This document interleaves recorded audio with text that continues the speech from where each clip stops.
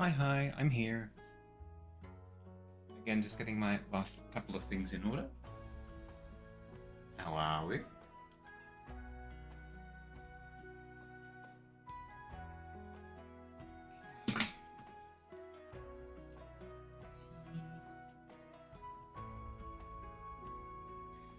Swedish fish is it's a type of sweet that I haven't seen in Australia before, but it's quite famous. It's a gummy sweet. Think like gummy bears or anything like that. Any sort of gelatinous lolly.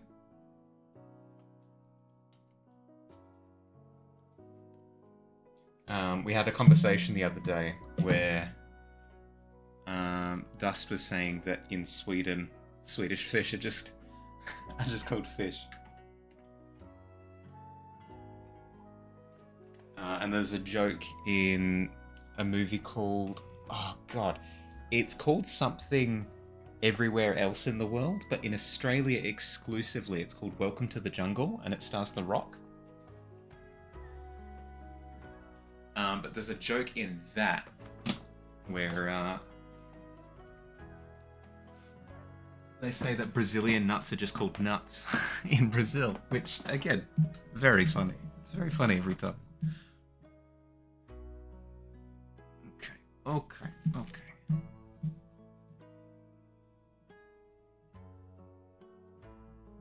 And we're here, I believe.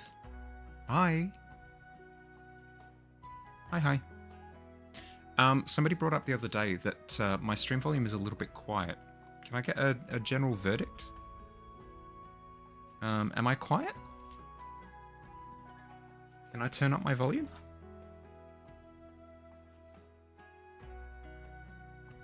It's totally fine. Yeah, okay. Alright. Okay, so let's get started with studies, shall we? So, if you haven't heard me say, I'll repeat. The idea is that for the first half of stream, so for the first 2 hours of the 4 hours, I'll be doing studies. Then for the last 2 hours, I'll be doing whatever the heck I like, but most of the time, some other sort of illustration. Today, I want to study trees, specifically pine trees.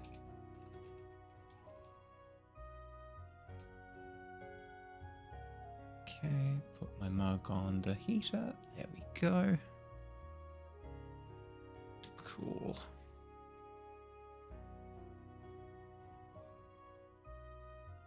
So, yes, we're looking for trees like this, for example. Ba-boom. I'm wanting to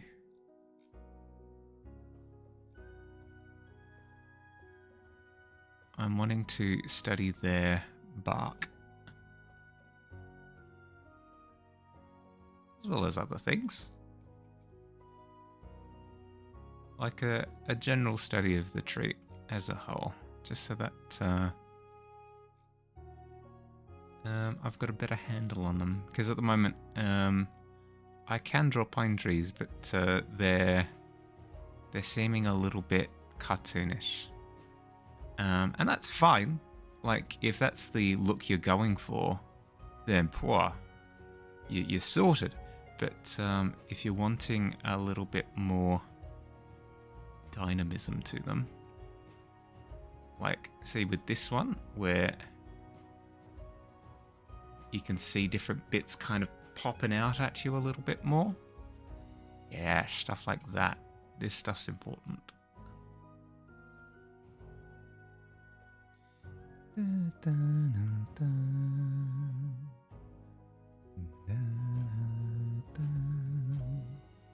I'm not going for photorealism per se, but just a little bit more familiarity.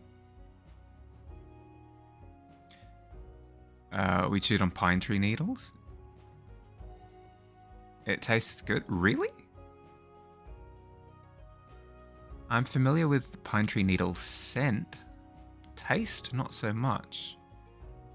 What does it taste like? If you had to relate it to something, is it like earthy? I'd imagine so. Almost like nuts, I guess. Okay, and then I want a really good image of a cluster of pine trees. Na, na, na, na, na, na.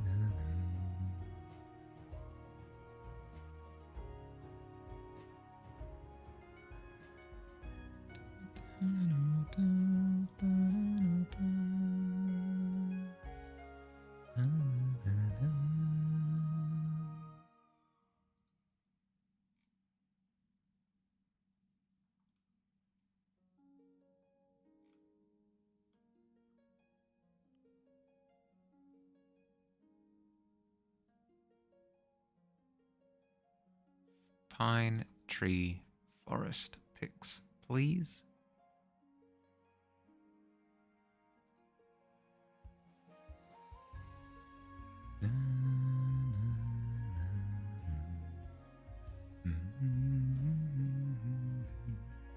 This one's fine. Toothpaste, perhaps? Yeah, okay. So, like, a refreshing taste. I wouldn't have expected that at all. As I said, I would have expected nutty, earthy, bitter, that sort of thing. Cool. Let's start with this one and go from there. Okay.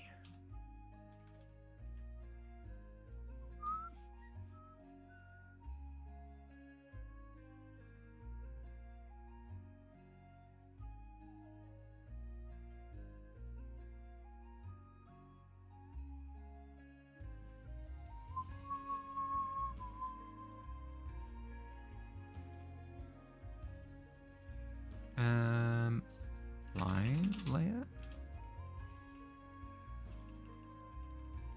Okay.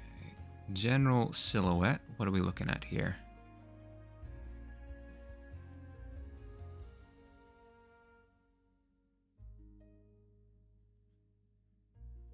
First thing I'm noticing, it's very not straight. Which, I mean, yeah, that makes sense. It's an organic thing that's grown in height, so presumably it's going to be a little bit wibbly wobbly. Hi! An 11's not bad. An 11's not bad. Billy swings open. Ooh, we're experiencing a wee bit of lag on this here computer. Let's save. Did I use that's fine. Save. Close Photoshop. Chill for a second. Let it breathe. Oh no. Ooh, we okay? Hi. Yeah, Photoshop was having a big sad because it's been open all day. All day. Okay. Let's try opening it again. How are you, Billy? You go to push open the tavern door, and you do so without any sort of no, could not load because action. The scratch discs are full. Really? Is it going to open anyway, even though it said that? Yeah. This is concerning. Give me a second.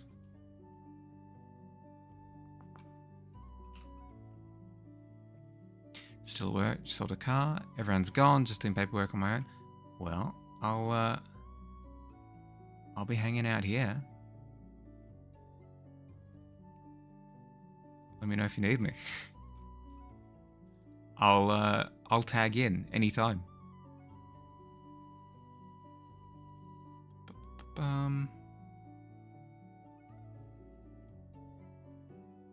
can I get rid of?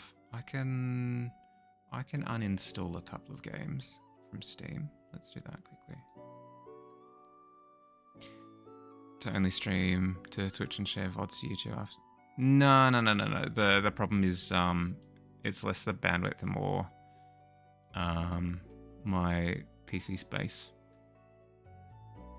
Let's uninstall Borderlands 2. I don't anticipate playing that again in a very long time.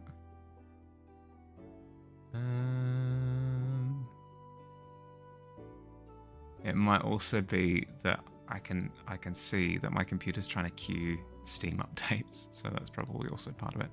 I can uninstall Inscription at least for now. It'll be a while before I open it up again. Portal 2. Uninstall that. I'll really need to go through. You know what's really probably clogging it up is just I'll have little bits of footage that I've recorded over the years, just all over the place, and they'll be creating little hyperdense pockets all over my hard drive. So if I can go through and just cleanse some stuff that I'm never going to use, that should free up quite a bit of space. All right, we should be good. It's all smooth again. Excellent. True. It will never be a permanent thing. It's the love of my life. But at least for now, until I free up other space, I can comfortably say that I won't be playing it for the next month or so. Okay. So I'm also noticing, if we're in the realm of noticing things, which we are, because that's what studies are all about, is making little... It uninstalled True with a gun, apparently. Spoilers.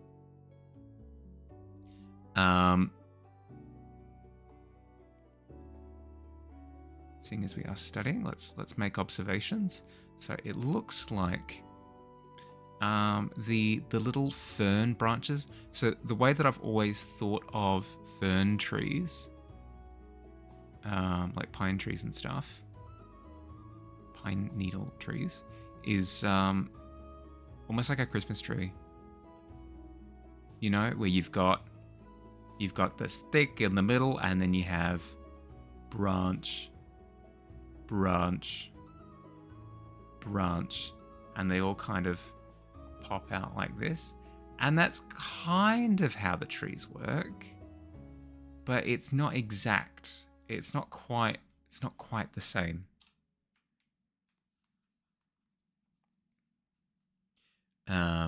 Surprisingly, organic grown tree has way more randomness to it. Like, for example, you've just got this little guy, this little doodad sticking out the side, and no symmetry on the other side. And I've just got to live with that. I've just got to accept that guy's going to do what that guy's going to do. Yeah, I have to live with it. I'm also noticing that the sections aren't so cleanly divided either. It's very just fuzzy overall. It does maintain that feeling of layers. Like, I won't go so far as to say that it doesn't have that feeling, which, I mean, presumably it's why they emulated that.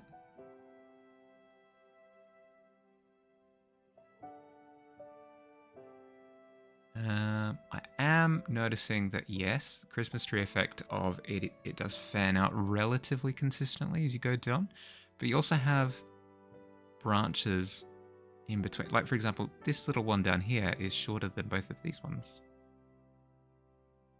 Yeah. They're like cake or parfait.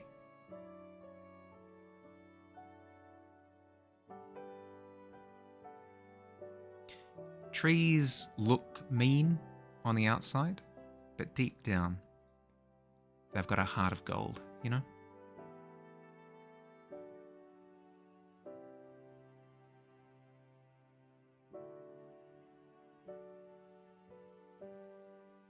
And they're Scottish.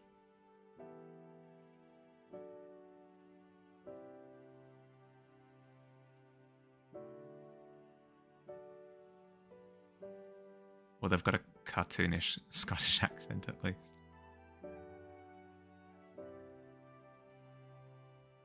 And then, yeah, like this section here, it's just noise. Yeah, okay. I need to be more prepared to just add noise.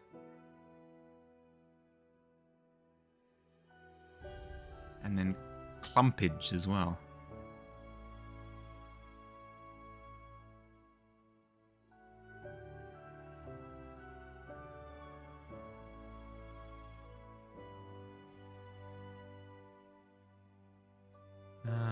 I'm noticing almost like frills per layer. I'll go through and do highlights and stuff a little bit later, and just focusing on the silhouette for now. Okay. And we've got funky little sub branches and stuff that are kind of poking off of each other like that. That's fun. Very sweepy feeling to it all as well. How we're going, by the way? How was our weekend? We have a good time? Mine was a relatively chill one. I wanted to go watch Nosferatu, but I didn't get around to it. I geared myself up, got ready to go, and then my body just went, you could just have a nap instead. You should probably nap. You haven't slept all week. So I took a lovely nap instead. I will be rectifying this later this week, though. I will go watch Nosferatu, but it was nice. It was a nice chill weekend for me. New York postcard's very inspiring. You can Google USSR New Year postcard. New York postcard. New Year postcard pine tree. Had lazy weekend. Nothing been done. It's good. No, it's good to rest. USSR pine tree New Year postcard.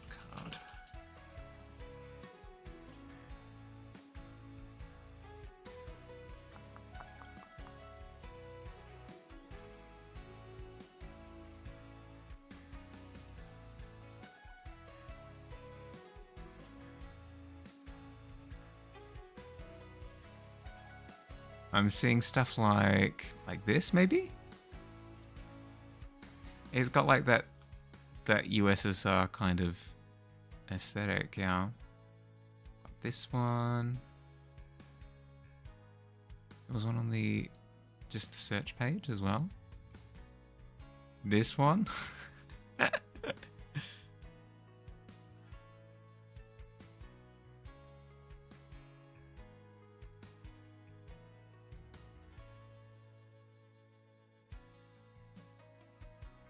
Oh. Sorry for blinding you. Something like this. Happy New Year tree, Soviet USSR original rare. Ah. Was it a tradition?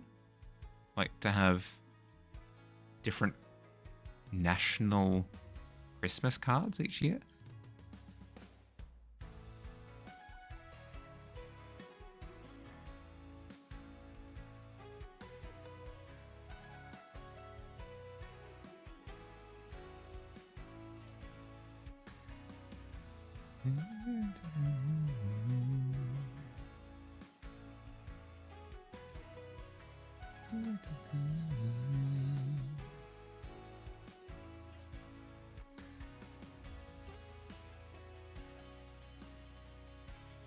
Had a lot of them back in the day?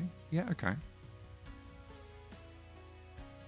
Well, I guess that's what I'm asking, is like, was it a tradition to have specifically those kinds of postcards? That's cool.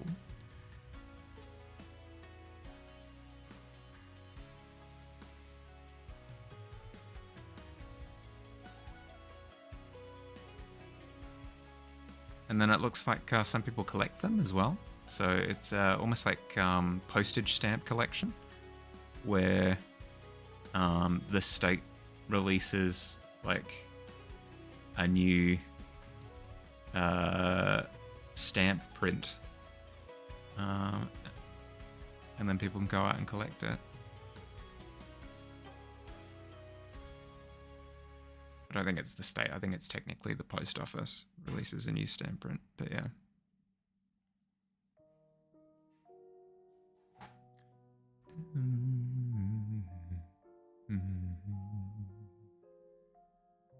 Oh my goodness.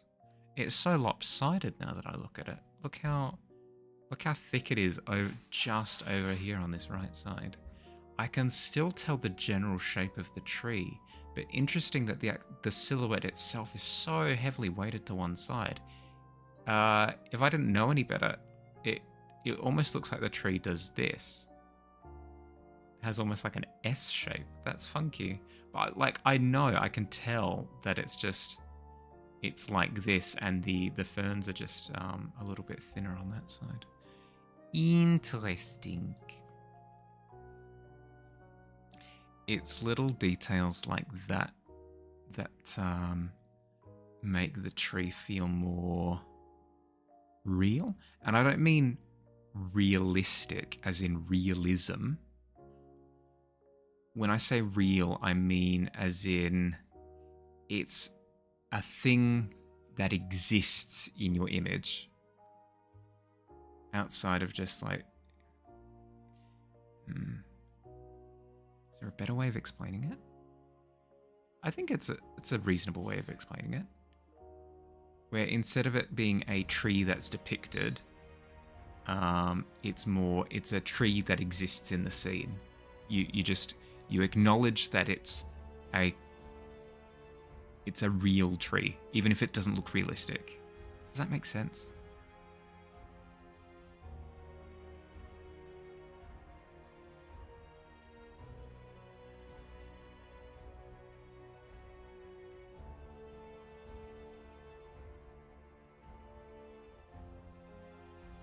In the same way that like, it makes it more tangible. It makes it more believable as an existence within the scene. In the same way that maybe you would add little cracks and scuff marks to a brick wall or something, or maybe you'd make it so that like a character has like little scars on their arm, or like it tells a little bit of an organic, it gives story to the object. Even if you're not telling a story with the object, it still feels like the tree has gone through different weather phenomena. The tree, has, received different nutrients at different time, blah blah blah, and it's grown up in a particular way.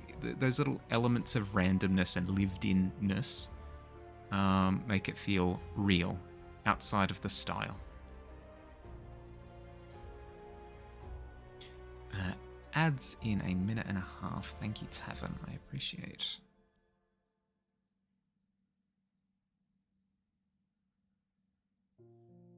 Okay, then we've got this little curvy bit down the bottom here.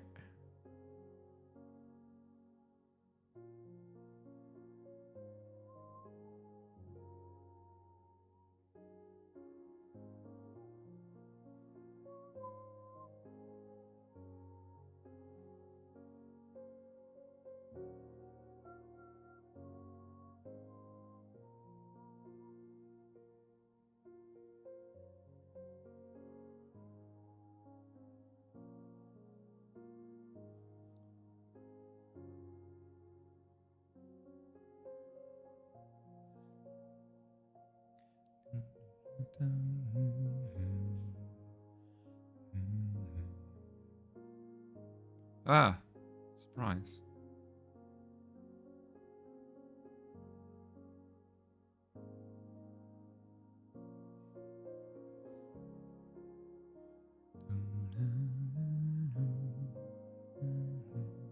That's something that I need to do is I need to make the cheers sound effect play on my end. And then Billy, I do like the idea that you were concocting a while ago now of making the lurk interact with stream as well. Yeah, cheers. Because then, again, I could have a sound effect play, which would notify me. I like the idea of little sound effects giving me a heads up as to what's going on. That's why it's important that I get a sound effect on the corrupted items as well. That way I'm not exclusively depending on seeing the little corrupted message come up.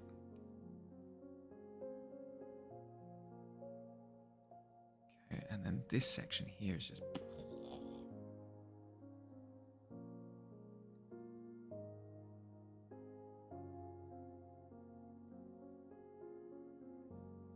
break.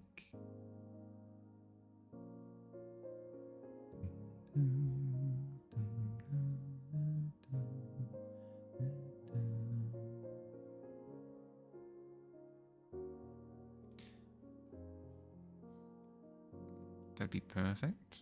Transparent overlay thing. Transparent overlay thing? I'm not following.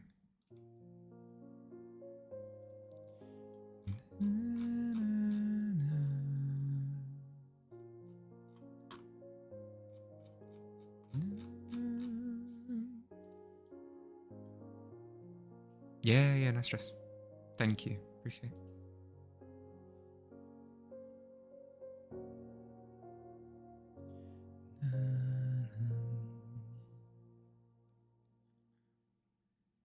You can have chat in the top left corner of your main monitor and it won't interrupt your... Right. Ah, of course.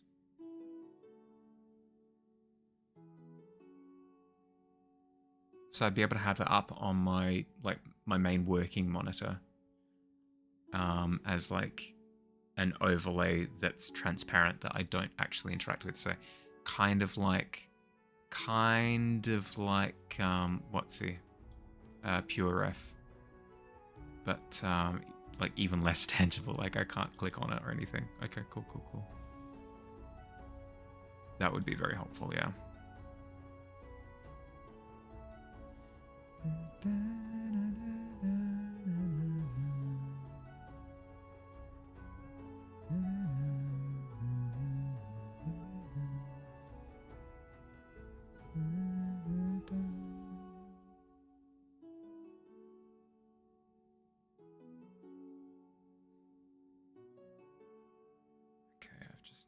That this bit sticks out here. It's almost like an extension of the pine mass over to the left. Oops. That means that everything sticks out a little bit further.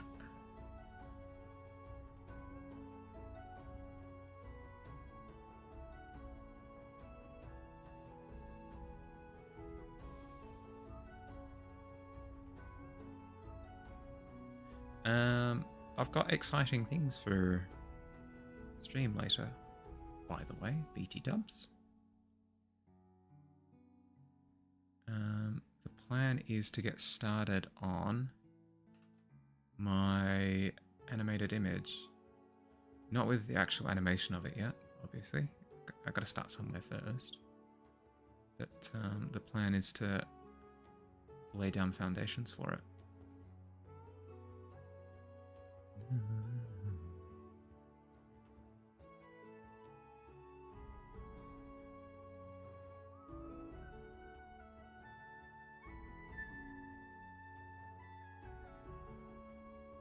How we looking? Hello, Dust. You'll take an 8? Well, you'd better. I rolled a 7 before. If 8 isn't good enough, I'm screwed.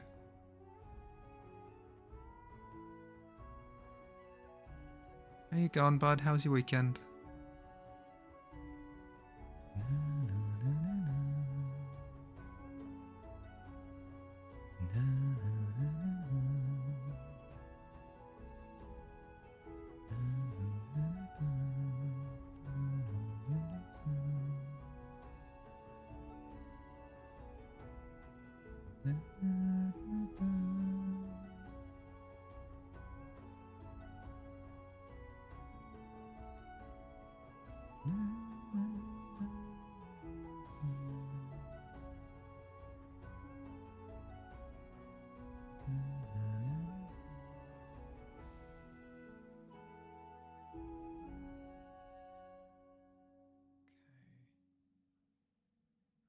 Big thing I'm noticing is something that's really helping to make it feel like it's a mass of needles is so you've got these bridging, so you've got the branch lines, right? But then you've also got like these where the needles are kind of woven together and create almost like a mat. And it helps to kind of consolidate the silhouette. And it gives it a little bit more mass. It gives it a little bit more complexity. It gives it a little bit more visual interest in the sense that you're going, okay, horizontal line, horizontal line, or diagonal, whatever. Vertical lines, and that contrast. So it's a contrast point where your eye follows a thing, and then contrast essentially just means like an opposite thing that makes your eyes go, look at this. So, but interrupted by a polar opposite thing. This creates tension. Visual tension creates visual interest. Bada bing, bada boom.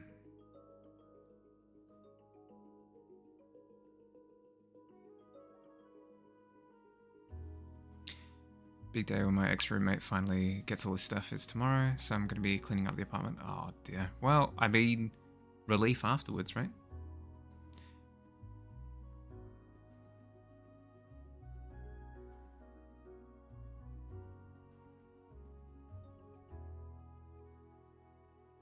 Remember, kids don't do drugs.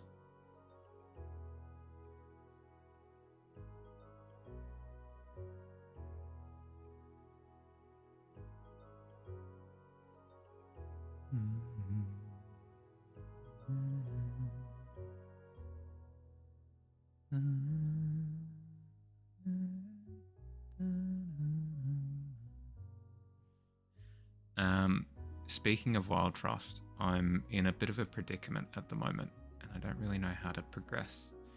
I've got a really, really strong smackback, or knockback, or hitback, or whatever it's called, team at the end that I have to beat. And I think the only way of me being able, the only way that I can do it is if I get a really strong freeze build to the end. That way I can freeze them and they can't do hitback. But freeze is kind of garbage. Like as a build, it's quite weak compared to some of the, because it's not inherently aggressive, it's inherently stally, and at higher corruption levels, things are spawning in faster. So if you're just stalling with freeze mechanics, you just get overrun. So I think the solution that I need to eventually accept is going with a different kind of build with freeze elements. So say, for example, like a Fury build with a bit of freeze. So that way I can utility freeze things.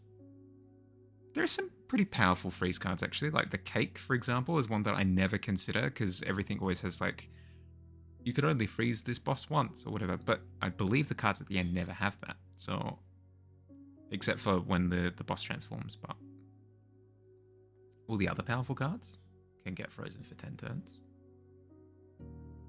Could do that.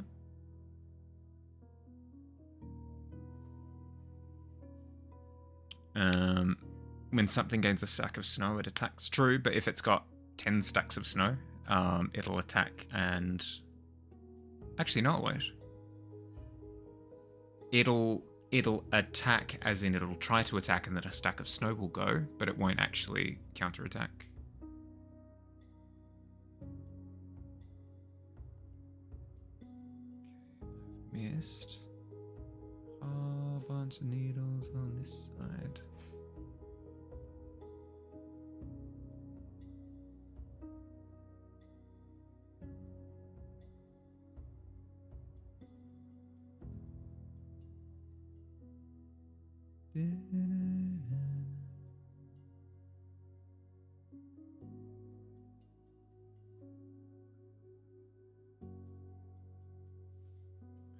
Okay. We've more or less got the silhouette that we want. Cool.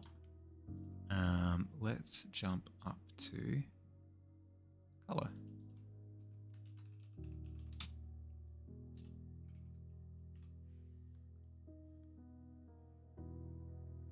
Now, before I do, is there...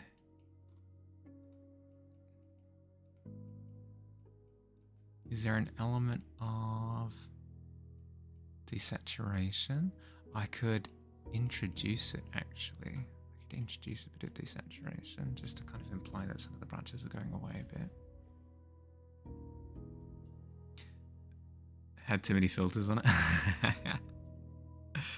Still nowhere near as buttery as yours. I've yet to look into filters for the microphone.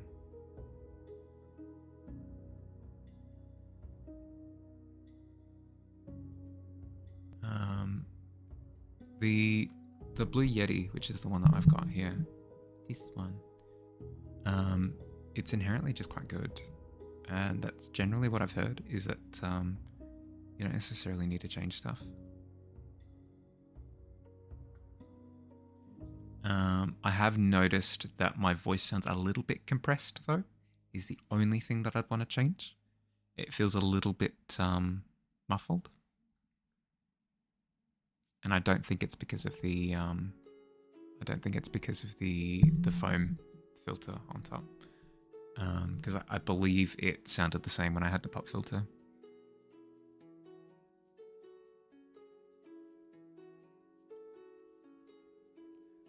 Just going along the edge and just adding a bit of desaturation to some of the branches, just to give it the feeling that some of the branches are curved away from the perspective.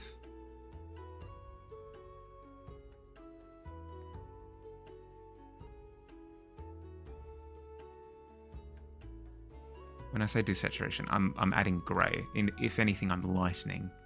But my intention is to, where I start adding saturation to the main body of the tree, these little grey points, I will not be doing the same.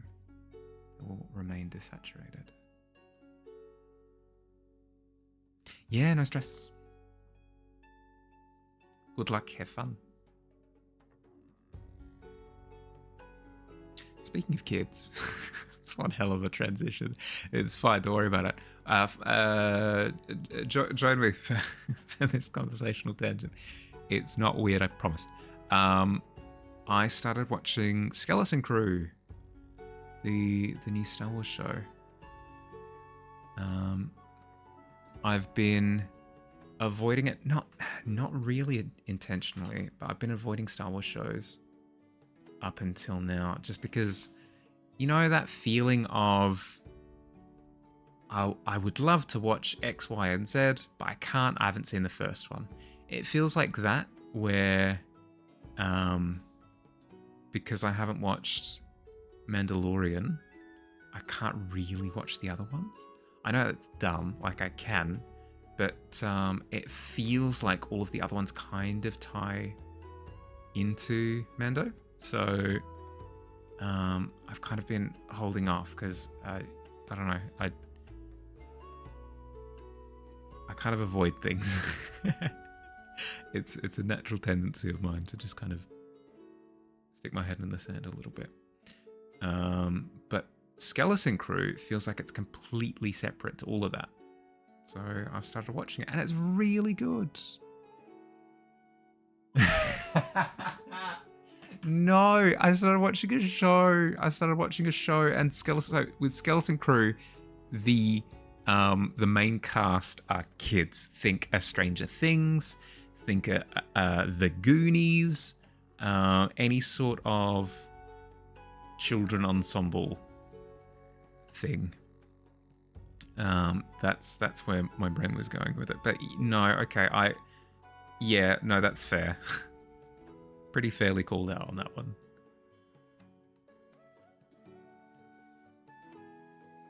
It's fun under here. The wheels on the bus go round and round, round and round, round and round. Ow.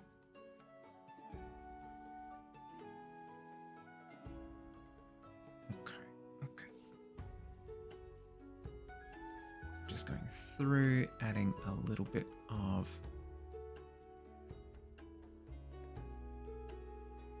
a pickup green is how I'm going to go around about describing it.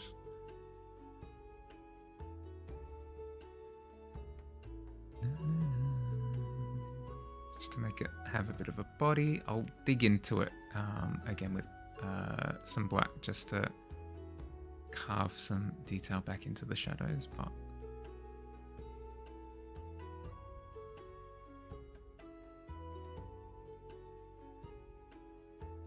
three Star Wars movies, and that's it from the universe, and one fanfic I really loved. That kind of counts. So that's consuming Star Wars media. Would I say it's like watching something or reading something Star Wars? I mean, I guess.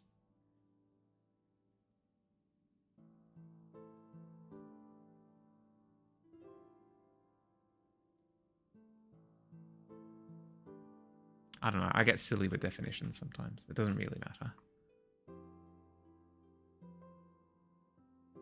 Okay, let's carve in some of these darker points here.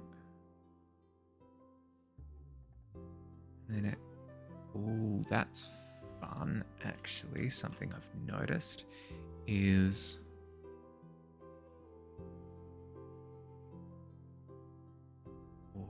I need to incorporate gradients into things I do as well a little bit more. It goes from like a pale yellow grey-ish colour in the body of the tree, and then it goes towards a brown up the top. That's fun. That's a cool way of showing presence of organic colour.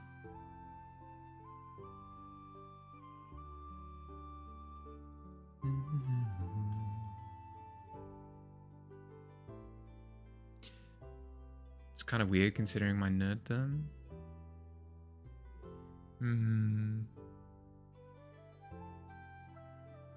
Yeah. No, that's fair. It's very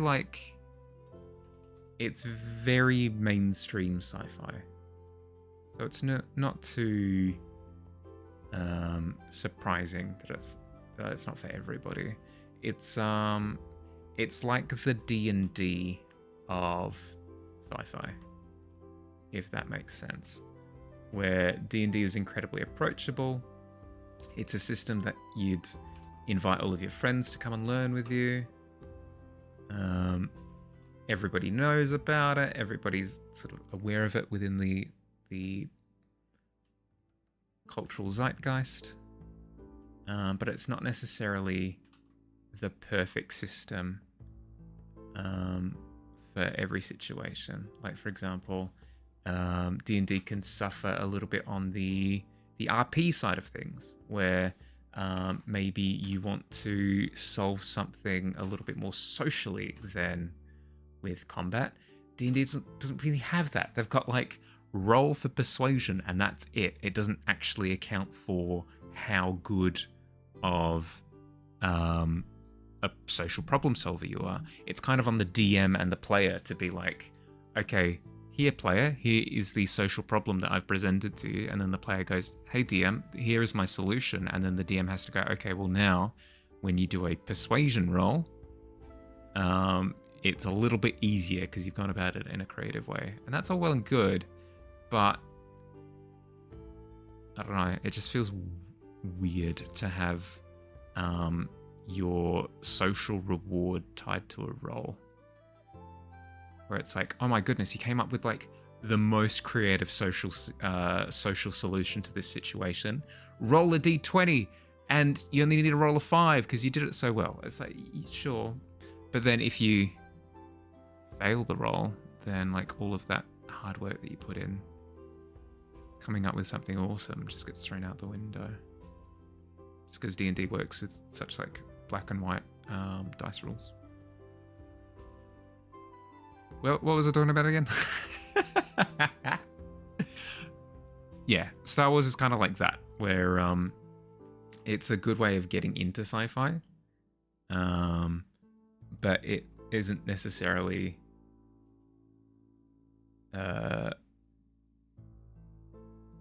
the best sci-fi.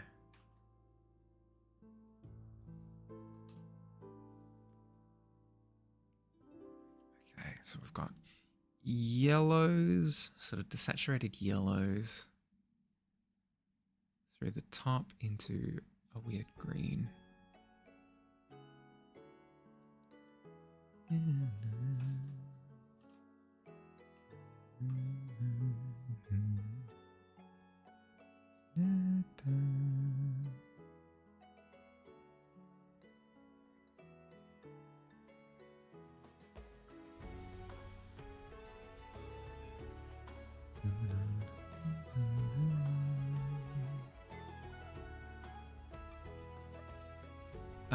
But yeah, Skeleton Crew, really good. Really, really, really enjoying it. It's giving me Steven Spielberg vibes.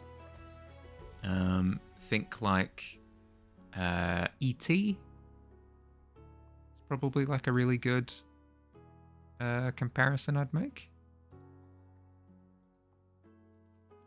Steven Spielberg. There are more. Jurassic Park? Yeah, I guess.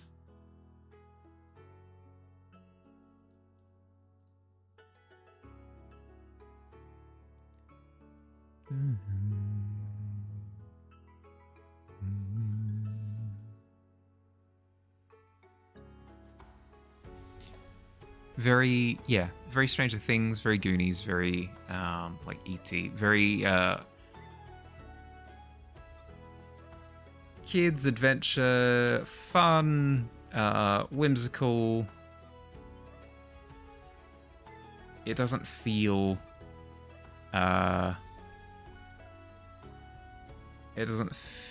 like a viewing experience where it's like, you know,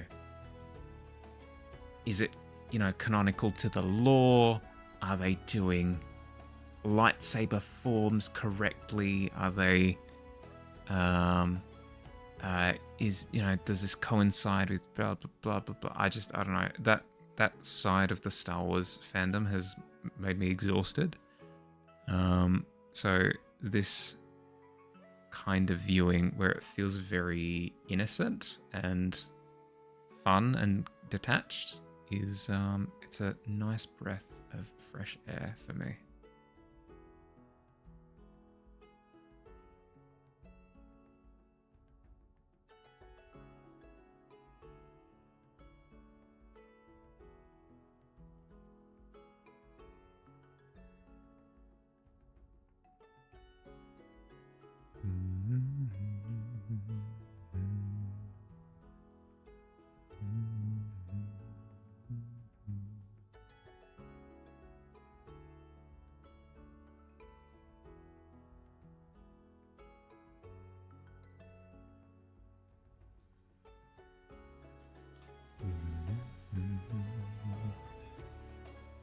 Same as superhero stuff where it feels like you need to catch up on 20 plus things. Yeah. Yeah.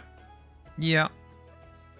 I like that kind of world building. I like that kind of universe. I just want to explore stuff and just not have to worry about if it makes sense within like the context of the blah de blah. I enjoy lore as much as the next person, but when your enjoyment of a media becomes kind of a slave to how accurate it is to the lore, I switch off so hard.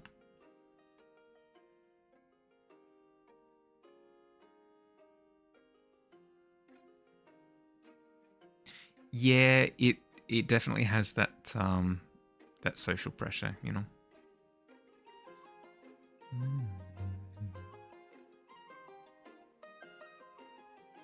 Especially if you're the type of person, as kind of what I was describing before, where you have that internal pressure to like be up to date with something, where it's like, well, I can't start with the 6th book. I need to go back to, I need to read the 1st book through the 5th, and then I can read the 6th book after I've read all of those first.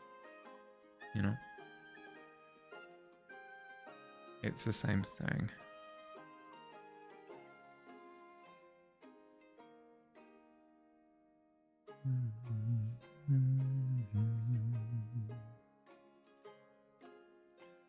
One of my stories into much more of an episodic thing. Ah, cool.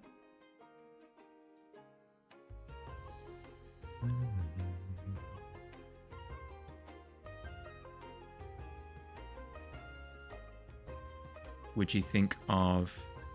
Oh, 3 minutes. Thank you. Thank you, Tavern, for letting me know. Would you consider doing like a weekly release for it or something like that? What the overarching story would be, but the world would work really well for more contained short stories with some crossover. Yeah, okay. Sorry, when I say weekly, I don't mean like a strict weekly release schedule. I mean more, would you consider releasing it in sections?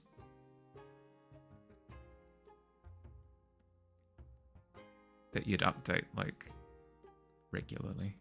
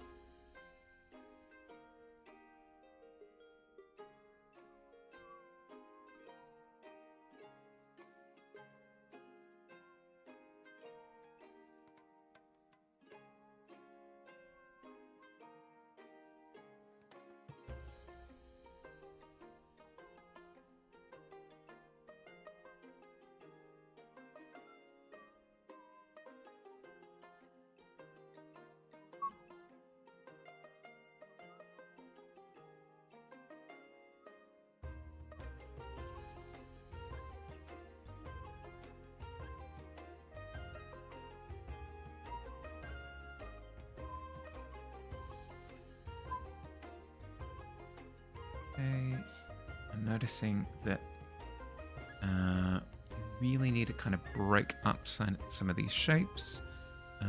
Also peppering in little interruptions in the form of like speckles where light's peeking through between branches.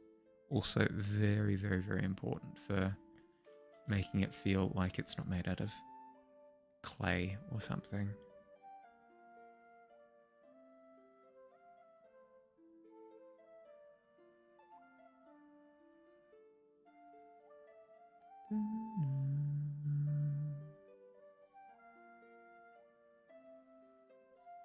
Super short summary is that there's these two guys who run a sanctuary in a solar punk apocalypse. So the shorter stories might be about travelers coming and going or missions they go out on. Yeah, okay. So it's not necessarily about yeah, so it's like it's a narrative hub. It reminds me of the Muppets. You've got like Statler and Waldorf who just sit up in the rafters and make commentary about whatever's going on. I like the idea of characters like that who they're recurring characters, but they don't necessarily have anything to do with the plot ever. They're just they're little commentary characters. I like them.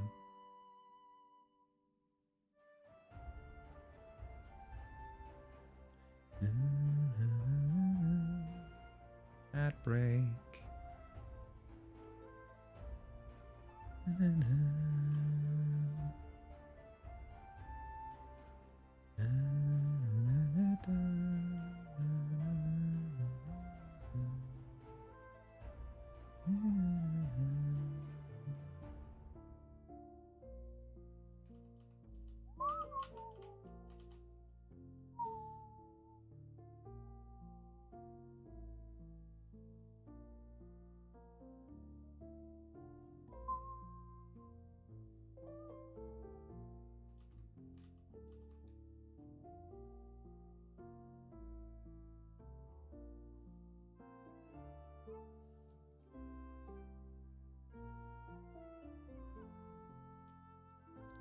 Be a little more active than that, but still having that sort of core that might be the focus in some stories or just background characters in others. Yeah.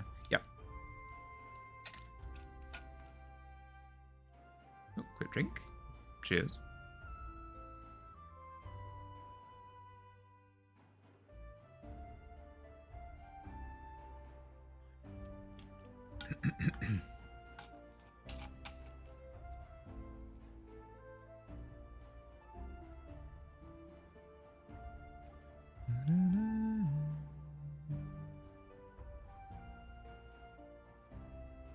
Oh, we're back. Welcome back from ads.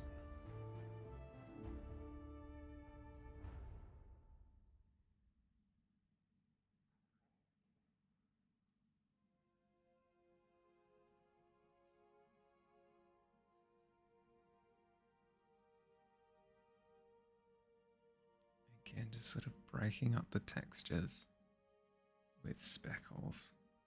Seems to be really effective at communicating that we're working with like needles here. Pine needles. Needles nonetheless.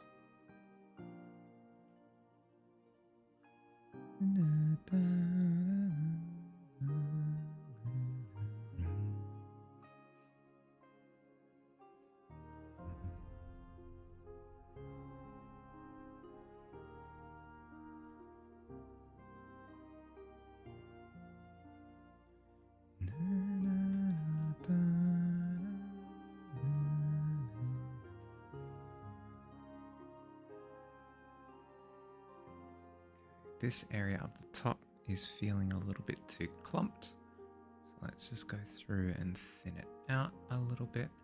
Add some speckles. Oh my goodness. The power of speckles.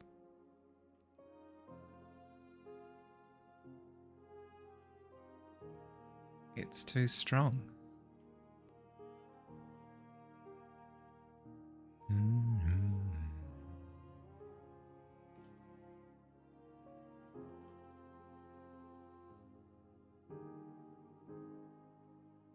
Okay.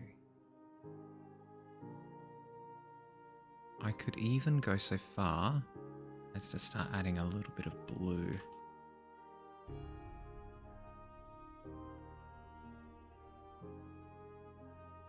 Someone who regularly stares at trees. It's looking real good, at least on my tiny phone. Perfect. It's passed the test. And then a little bit of artist discretion. I can start adding some blue down the bottom. Just as a bit of contrast to the oranges and yellows that are up the top. Just to help ground it a little bit more, make it feel heavier down the bottom.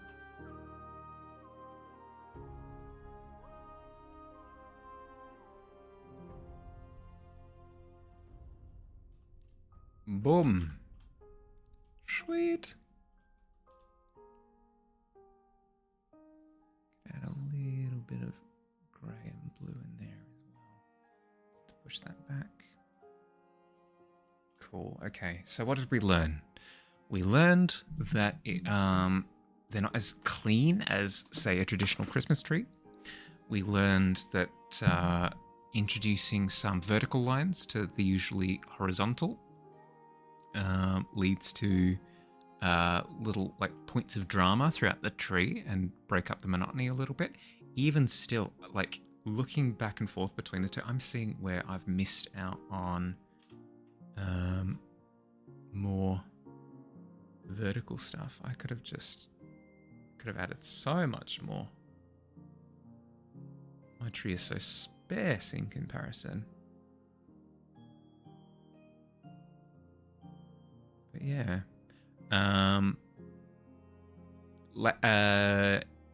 Asymmetry, where you've got the tree is a lot more lopsided over to the right, but that's fine. It helps to make the tree feel organic.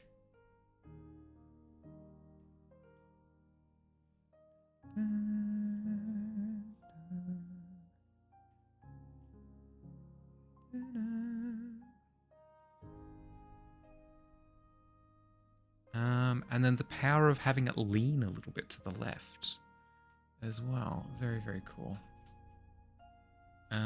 We also learned that speckles help immensely, making it feel less like it's made out of clay. I don't know how else to describe it. Like it's being made up of texture in the form of little pinprick needles. Teeny, teeny, teeny, tiny. So that noise kind of builds up and communicates that idea of layers and layers and layers and layers of particles. Okay.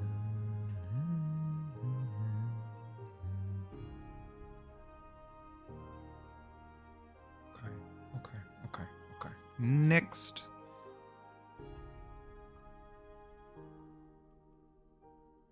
Let's do a bit of bark texture.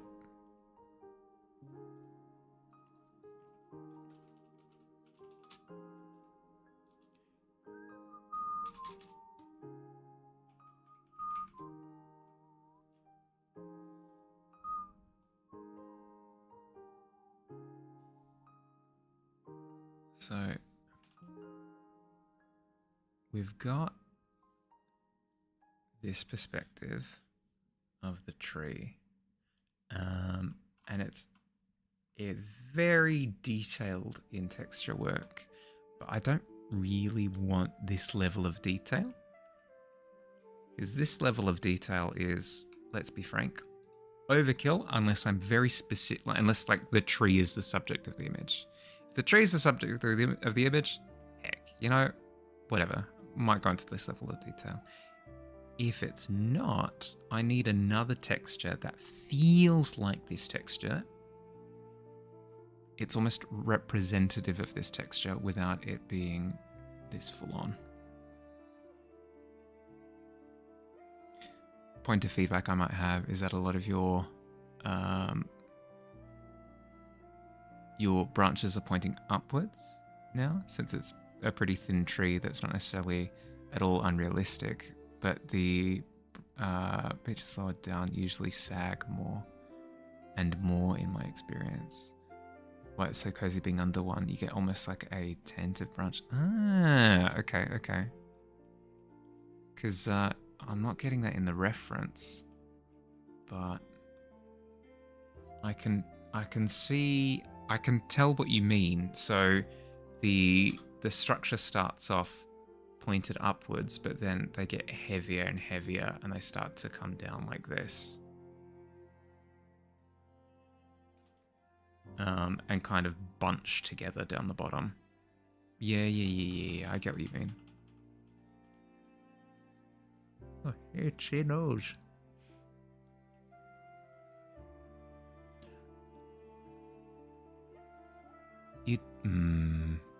Is it greedy? Is it greedy for me to ask? Only one way to find out. Do you happen to have any photos of trees that I could use for studies?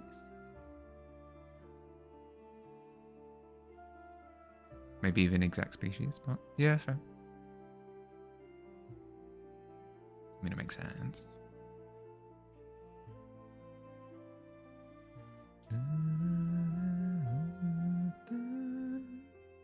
You'd be surprised just how few photos exist of just a tree. Because nobody just like goes up to a tree and goes, click, click, photo.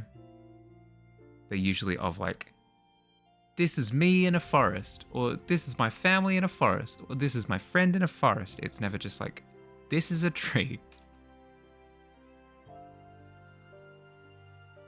Don't think I have any straight off the bat. I can check. I take some. Oh, yes, please. Yes, please.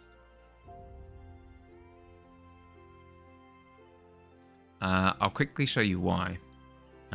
This is what I'm currently working on. Really? It's not. It's not in the quick bar? Okay. Alright. I'll go digging for it then. I am currently working on...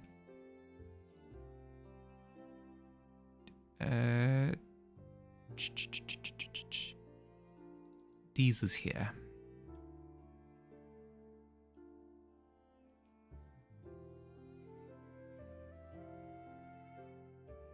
I'm currently working on this. And in this, there are lots of pine trees. And I've done an excellent job of avoiding having to put any time into them whatsoever. Which is great for getting other stuff done. Like, I'm starting to get the perspective on the eye really nice. And so the texture work is looking really good. But the trees are falling behind, unfortunately, and I need more experience. It's looking so good. I know, I'm really happy with how it's coming along, but I want it to go to the next level, and if I'm to do that, I need some really good texture work in the foreground to pull the foreground forward a little bit more. And I also need to do atmospheric stuff. So where I've started on the fog down here and the light glare off the ground, I need to do a little bit more of that. Yes, please. Yes, please. But yes. But that's what I'm working on today. I'm working on studies for that, and then we'll be starting on a different illustration. I want to keep that illustration off stream just because it's such a sit there and ponder through little visual bottlenecks all over the place, and it wouldn't be good viewing. It really wouldn't be. Yeah, no pressure at all. Just if you get an opportunity, really appreciate it, but no pressure. Heck, if you turned around tomorrow and you were like, dude, I can't do it, I'd be more than fine.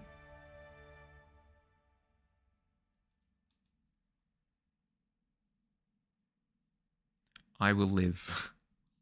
I will survive. Once I was afraid, I was petrified that I'd never get some tree photos from outside.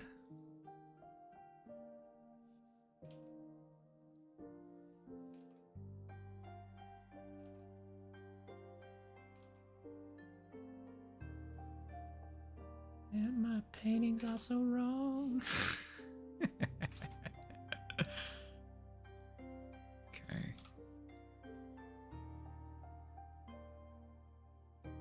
So, I want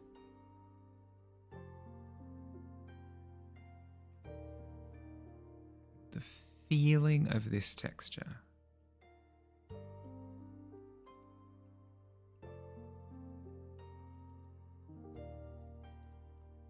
The first thing that comes to mind, I'll duplicate this layer just so that I've got a starting shape.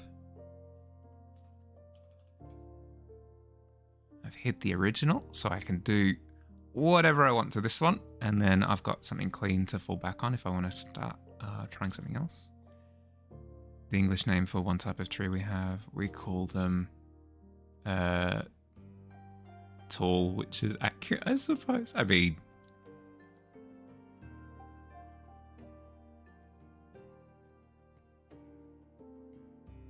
if I saw a particularly tall tree, I'd probably call it tall too.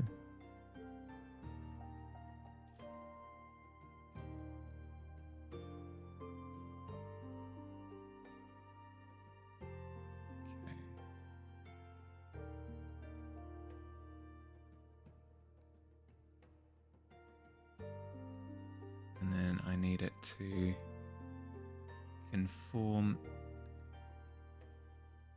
to the cylindrical feel of the tree. Tal.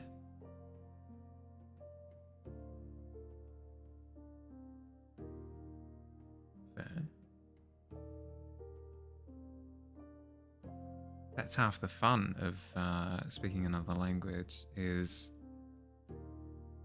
shifting pronunciation. Like, I think I've said it before, but Greek uses short vowels.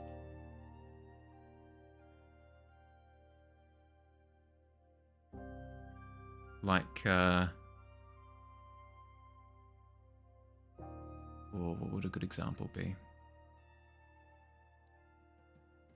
So if I'm a Greek speaking English, don't ask me why this is the first example I thought of, but if I were to say feet in English, as a Greek speaking English, my attempt at saying the word would sound closer to fit, as it's like a shorter word, if that makes sense. Like, it's not feet, it's not dragged out, it's fit, like shorter, more condensed, sharper, snappier, I guess.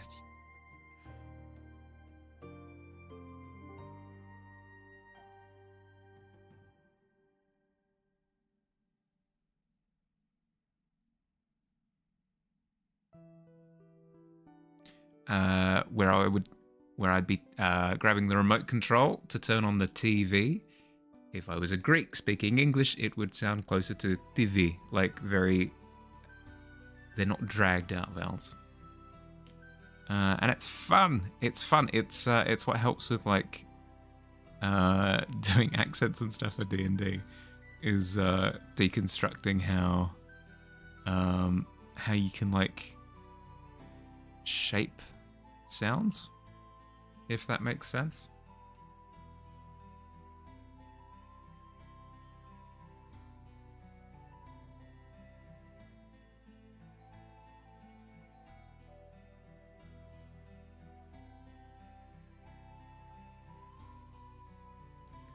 With an exaggerated accent, because it really is a whole other mouth configuration. Yeah, yep.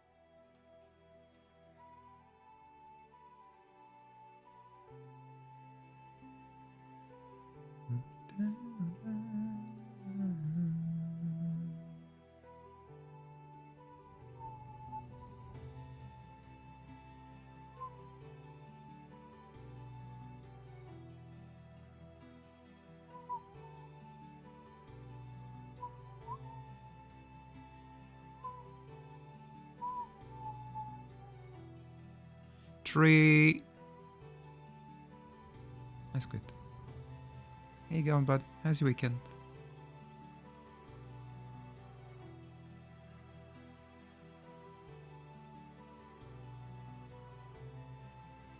Still horrible at any other accent that isn't mine, but it's still fun. Yeah, because like, what's it? You're not trying to like. It's not even a case of like, I'm going to do an American accent. It's just, it's fun to figure out why something sounds kind of like an American accent and then trying to replicate that. I see. It's about speaking at the front of the mouth and dragging out like OU words, rolling your R's. It's so much fun.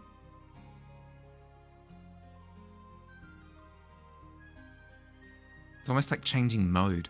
If you've played Kingdom Hearts 2, it's like changing your form. It's like, I'm entering Valor form. How's it going?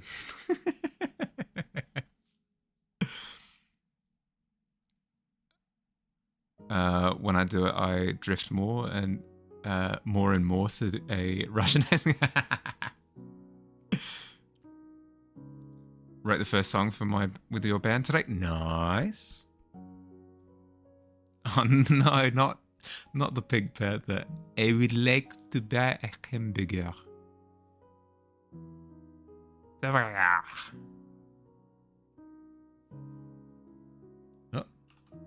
almost whacked my head into my shield. That would have been unfortunate.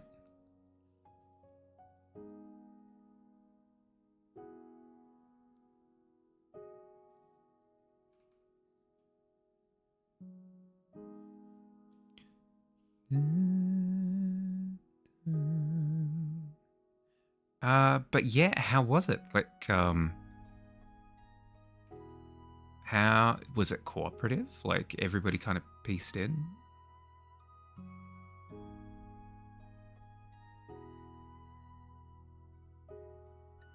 Hiya, Fish. How you going, bud? How's your weekend?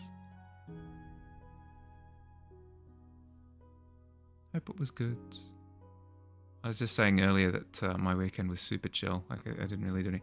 I didn't end up going to watch Nosferatu, which sucks, but I'll get around to it this week. Chill weekends are good as well.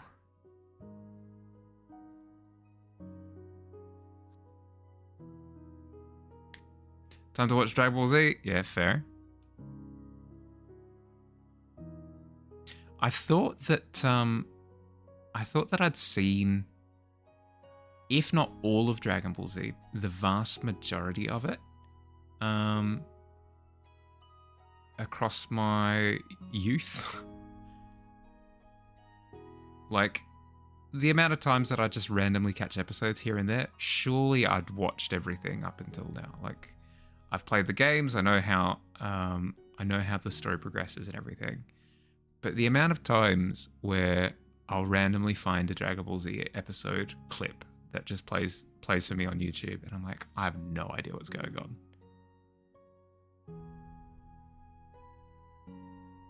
Vegito can actually fight while in chocolate form? What? I had not seen that.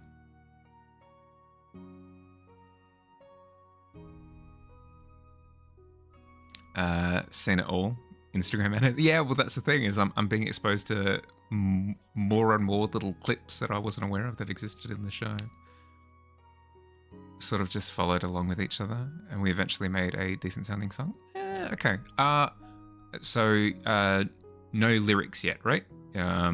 You've sorted out like a tune, and then you're gonna start adding. Maybe you won't do lyrics. Some bands don't do lyrics, but so you've pieced the melody together. Yeah, okay.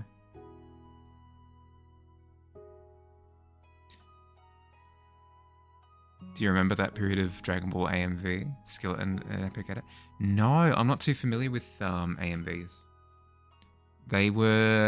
I knew of their existence, but they weren't for me. Fan edits were, like, I'd watch a couple, I'd get the general gist of what fan edits were, and then I'd had enough. Like, it's not the type of viewing where I just sit there watching a whole bunch of them. Yeah, I don't know, Billy. I'm sort of in the same park. Like, they got on my nerves at one point. Gonna start cleaning up. Yeah, no stress.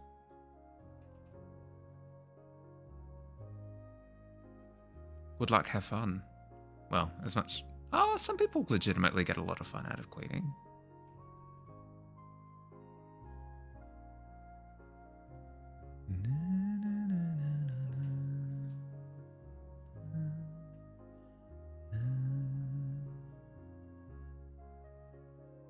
Okay, need to break up some of these forms a little bit. I missed a lot. Yeah, I can imagine. I can imagine. No, it was definitely like an era of YouTube that I didn't really engage with. I think the most that I really watched during that time was sort of your more mainstream YouTube viewing. So think like Mystery Guitar Man, Equals 3, like Ray William Johnson, Tabascus, like that sort of thing. That was sort of more what I was watching those days.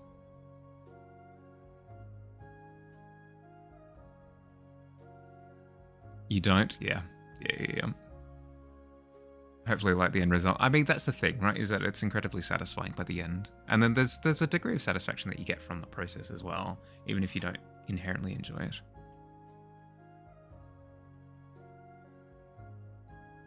That was a chunk of my existence. Oh, for sure. Like,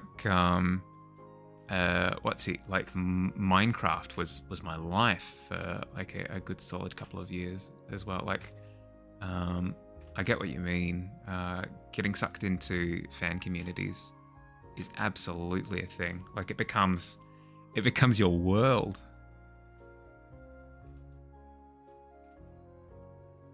So no, I don't. No judgment whatsoever.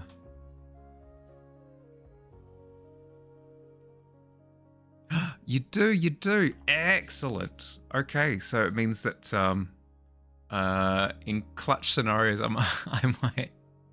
might call it, because I haven't set it up on here yet. That's the one button that I forgot to set up. I set up literally everything else except that. Yeah, I may in desperation call out to the ether, Billy, help.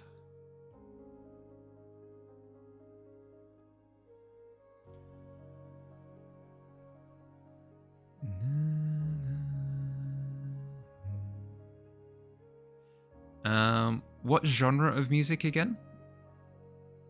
You said Screamo? Squid? From memory?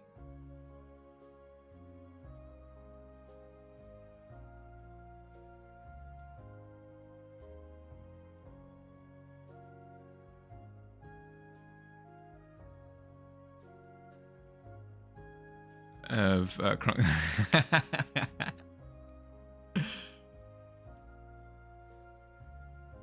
It's different, but it's nice. I don't think there are any genres of music that I dislike.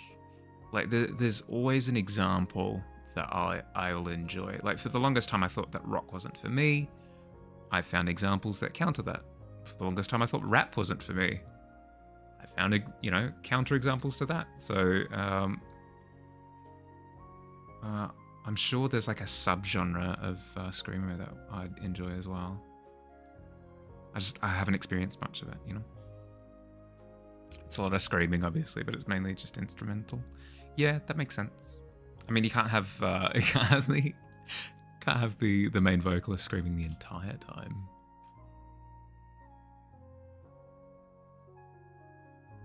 And then I've heard that there's a lot of technique to it as well. It's not just screaming. Mongolian throat singing. Yeah, no, that's it's one of my most listened to genres on Spotify. I've heard there's a lot of technique to screamo, where it's not just a case of screaming your lungs out. It's more particular special moves. It's a silly way of putting it, but I'm sure you know what I mean. I've heard them described as like growls, like you'd implement some growls at some points in time in the music. Belts as well is another one. Roars, I think, is one of them. But yeah, no, it seems interesting.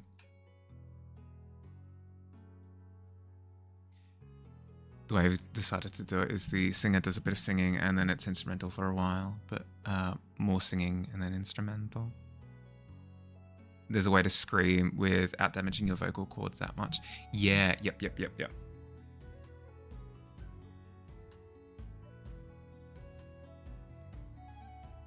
Because you're not just belting it out. There's a degree of, as Billy said, like vocal discipline, like it's controlled. Oh, ads. Oh, sorry.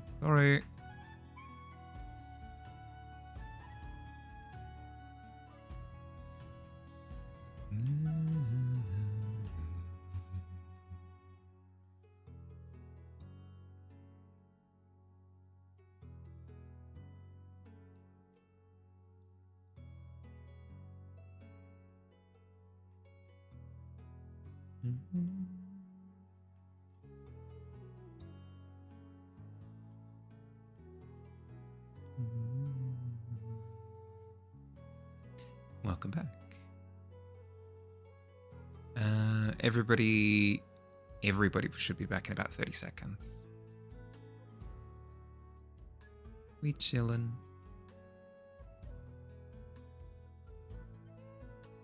But yeah, cool to hear that you had a productive weekend. The weekend is nice. It gives you kind of a blank canvas to either be productive or give yourself a bit of rest. Both outcomes are good. Everybody could use a bit of productivity. Everybody could use a bit of rest. So it's a win-win.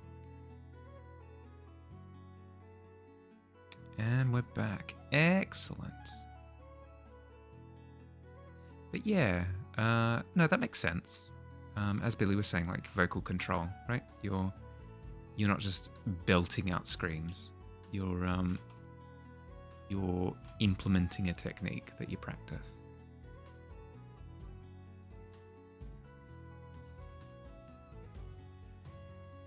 It's cool. And you're on guitar, right? No vocals? Or is it like full band vocals?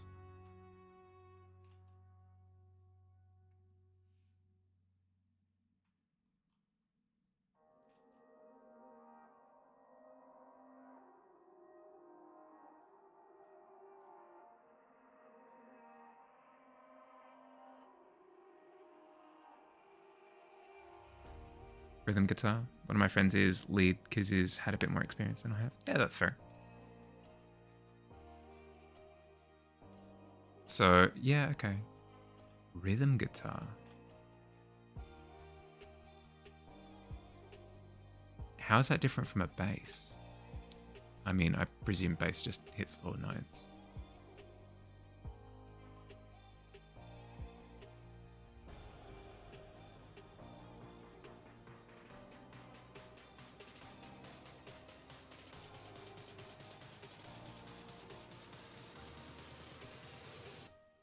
Yeah, okay, yeah.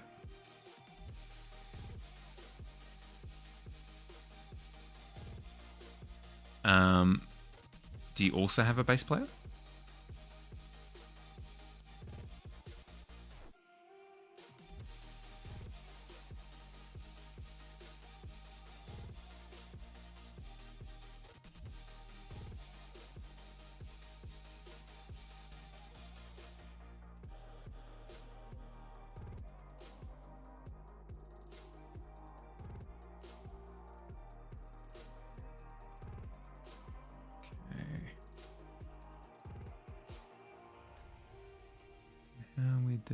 this part.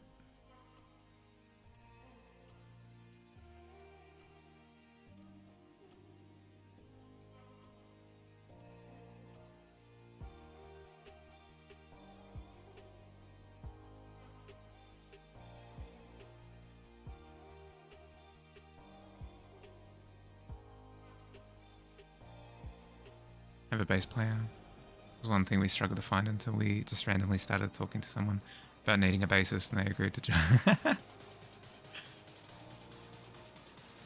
Hey, that's kind of how it works sometimes. Don't love this song. What's it called so I can... Emotion. Sorry, dude. Not my vibe of listening.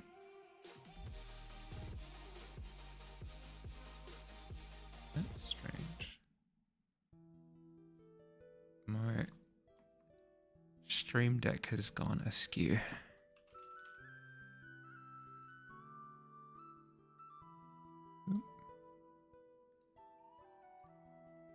Let's try changing its mode. Yeah, it's just gone completely askew.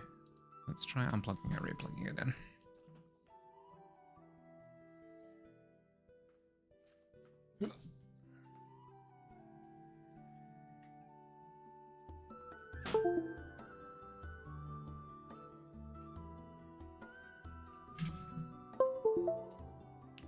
Sorry for blinks.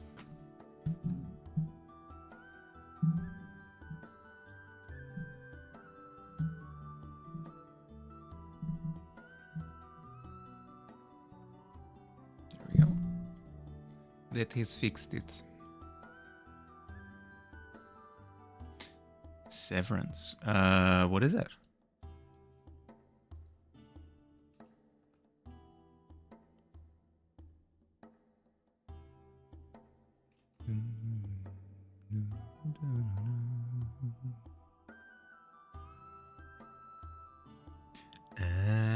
That would be why I haven't seen it. I don't have Apple TV Plus or whatever it is. Whatever that service is called. It's supposed to be a little mind-bendy. Huh. Do you have like a general synopsis on it?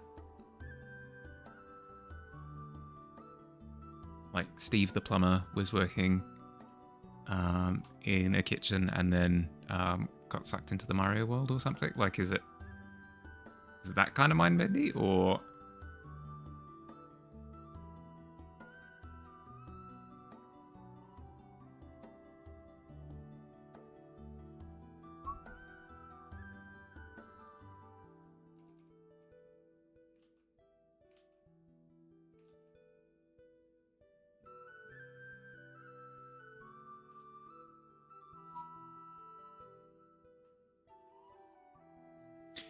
American science fiction psychology thriller. Adam Scott is actually... The plot follows Mark Scout, an employee of the fictional corporation Le Mans Industries, who agrees to a severance program in which his non-stop work memoir. I think. Yeah, there we go. He's working on high classified projects into the biotechnology corporation. Le Mans Industries are required to undergo severance medical procedure that implants a device causing them to lose all memories of the outside world while working within the basement floors and having no memories of their work while outside. This creates two separate personalities for each employee. They're innie working at Le Mans and they're outie living their person. Ooh, that's really cool. That's a really cool premise.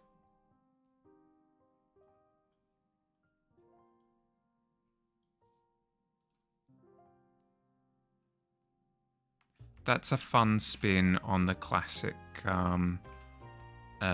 Jekyll and Mr. Hyde harboring a monster trope. That's a really cool way of presenting it. I really, really like that. That's really cool.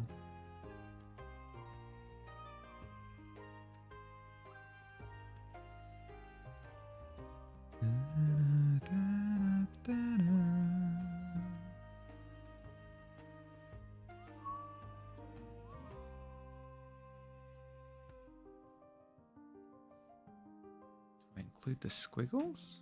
Presumably.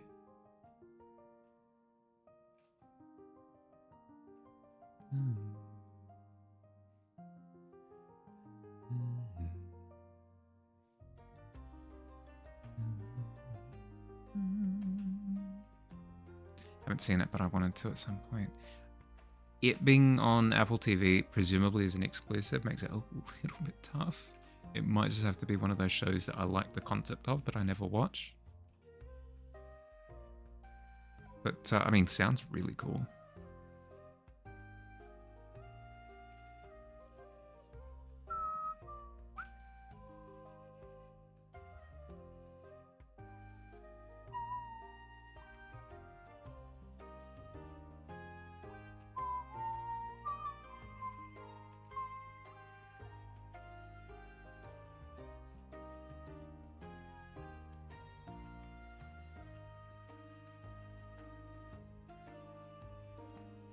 Right, like a watch party? Ooh.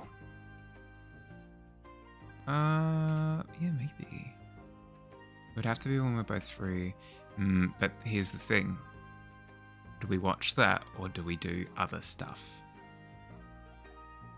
Is the next thing that we have to consider.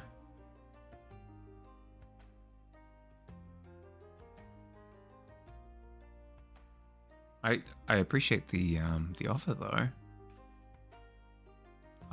I'll give the trailers a look. If it looks really compelling, I might jump on that offer.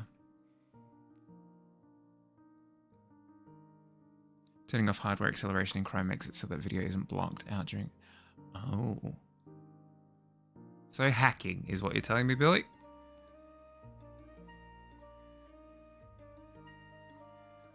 Hacking directly into the mainframe.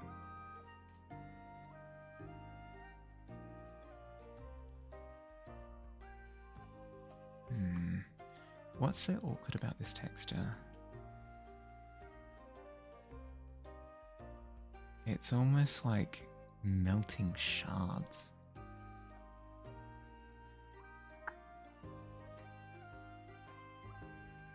All wibbly wobbly? It looks all wibbly wobbly.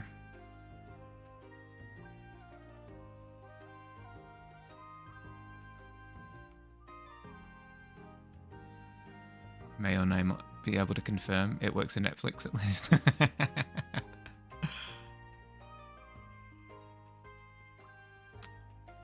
Guys, this is how rumors start. You know, they say. Well, I mean, yeah.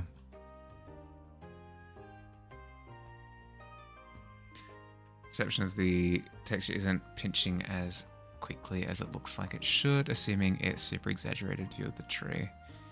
Yeah, that's fair. But I'm not too worried about the perspective. I'm more worried about like the feel of the texture. I'll worry about perspective once I've cracked that. It might be a brush thing. I might be working with too soft of brushes. What does Forager do? Again, it's very fluffy. Merlin's beard. Understandably fluffy. Oops. Let's put that back in there.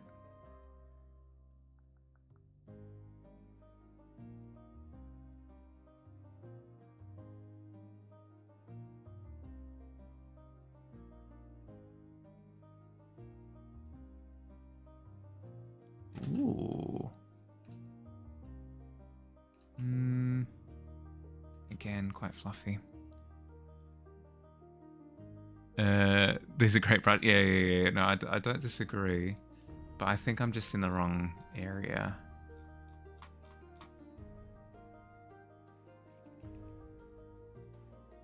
Master brushes, maybe?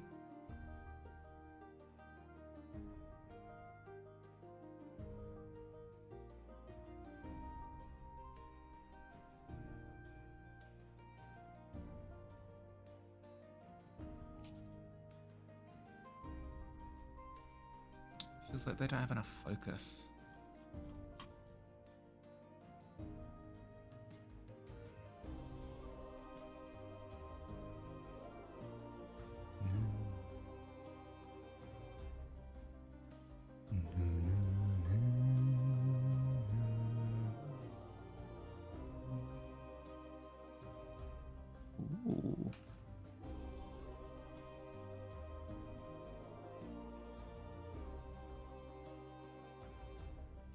on the softer side of things still. Yeah.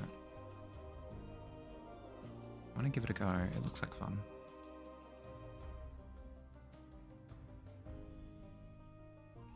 Yeah, see, it's a little bit sharper. Yeah.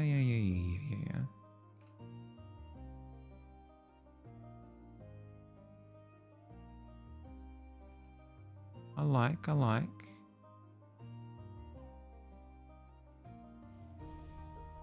Then I want to look at trying out doing a big piece to experiment some things. Yeah, do it. That's kind of the trajectory that I'm following at the moment. Is I'm studying stuff and then I'm trying stuff. And then I'm studying stuff and then I'm trying stuff.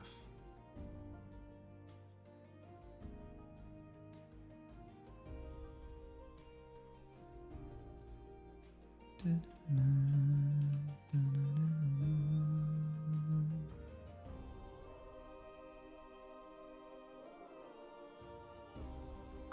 so that's a more... does work. Let's see if I can stylize it a little bit more.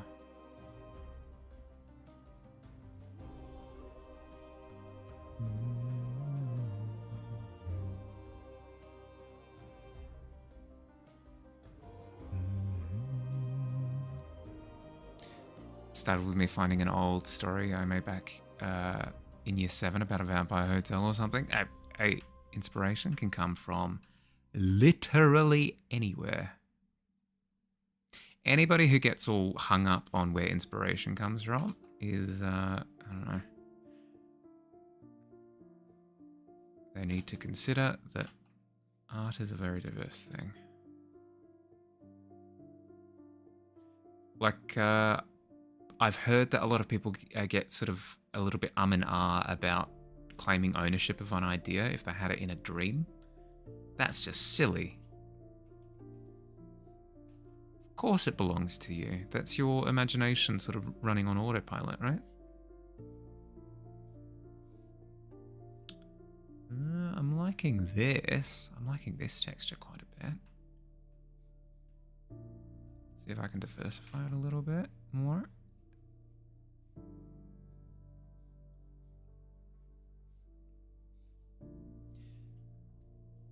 Filled with a bunch of random junk, and it's probably gone into the darkness where I can't find it. But I remember one of my characters being a short, young, pale-skinned vampire girl wearing a nice suit and a red tie, with the suit having feathers on it. My brain was funny back then. I mean, it's a cool concept.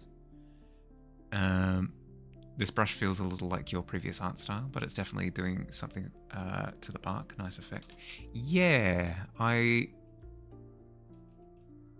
I feel as though I need to try more brushes moving forward, just because I could run into the problem of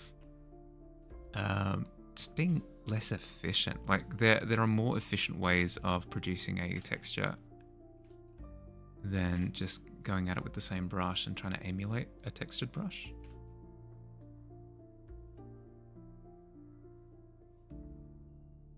Hi, Bugs. How you going, bud?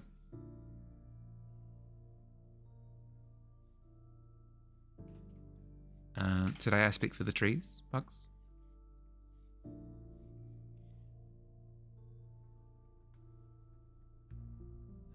And they're currently saying, you know the SpongeBob meme where he's in Sally's like environment dome thing, whatever, and he's going, water! Yeah, that's what the trees are saying. Because it's summer right now, and they're all gonna die. Oh my goodness. The heat needs to calm down. Please. Please and thank you. How am I? Yeah, I'm good. I had a super chill weekend, so I'm coming into the week with a bit of energy, which is nice. It's good. It's good to have.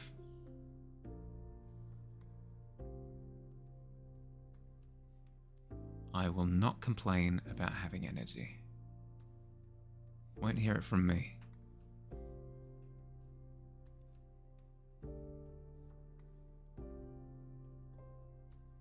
At 12, not bad at all.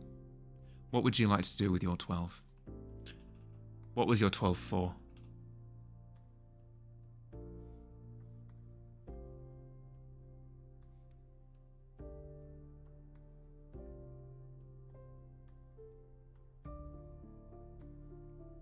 Opening this can of beans? Yeah, alright. So, generally speaking, you're quite the capable adventurer. Opening a can of beans ain't too difficult. And with a 12, you know what? You pull it back and you don't have that awkward moment. You do not have that awkward moment of, like, wanting to open the can, but, like, hesitating because you don't want to, like, rip it off and spill the beans all over the place. You very confidently pop, slide open, not a problem in the world. Well done. Well done. Very capable bean can opening. Yep. I don't need it. Yeah, I use that meme basically constantly whenever I see a new set of dice that I like the look of. I don't need it.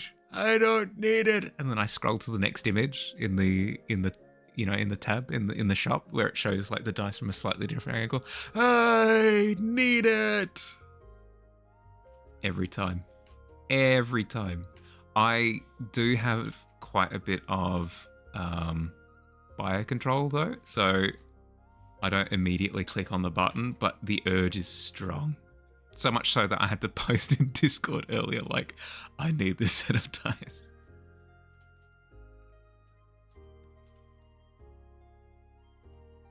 What a great day. I know, right? I know. Excellent start to the day. Pop open that can. The wind's at your back. The sun's shining. Birds are chirping. You feel the warmth in your skin. Everything kind of has a wonderful bit of colour to it. Huzzah. Huzzah indeed. So I can open a can slightly worse than back. True. You do hesitate for a second. Nobody notices that you hesitate, but you do feel a little bit silly for like, and then you open it. Witness me. My moment of greatness.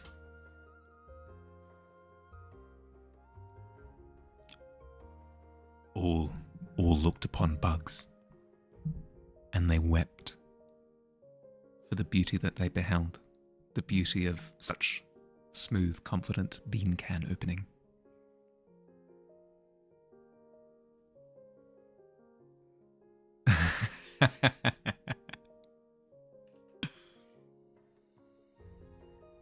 I wouldn't know how to process that, actually. Oh, God. Are your knees okay? How did you land on your knees? That clunk sound didn't sound too good.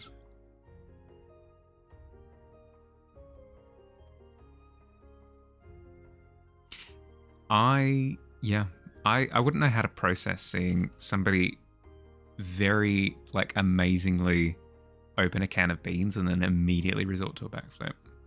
I wouldn't know how to process that series of events. No, not a 3. God, out of front flip as well, your poor nose. In the arms of the angel, fly away.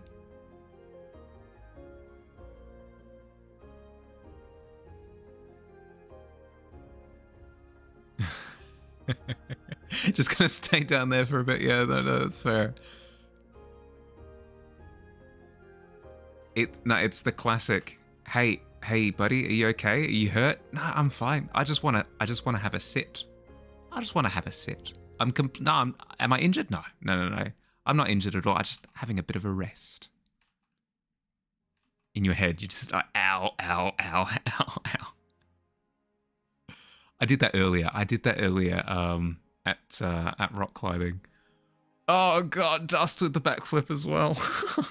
God, everybody's injuring themselves. I went rock climbing on Thursday, and I've been stuck on level 2s for ages. They scale up in difficulty based on the color. It's not that important. I've been stuck on 2s for ages, and I've been wanting to graduate to 3s.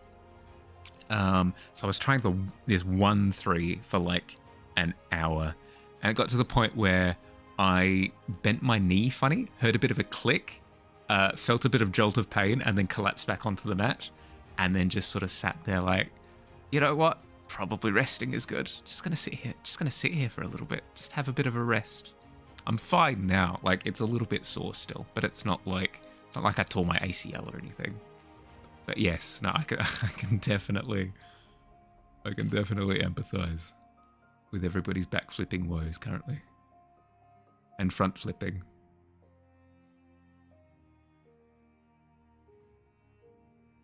I can't smell anything anymore. Oh no. It sure is comfortable. Yeah, no, it is. Well, there you go. No, Squid, that was an incredible recovery. I've completely forgotten about that time that you ate it.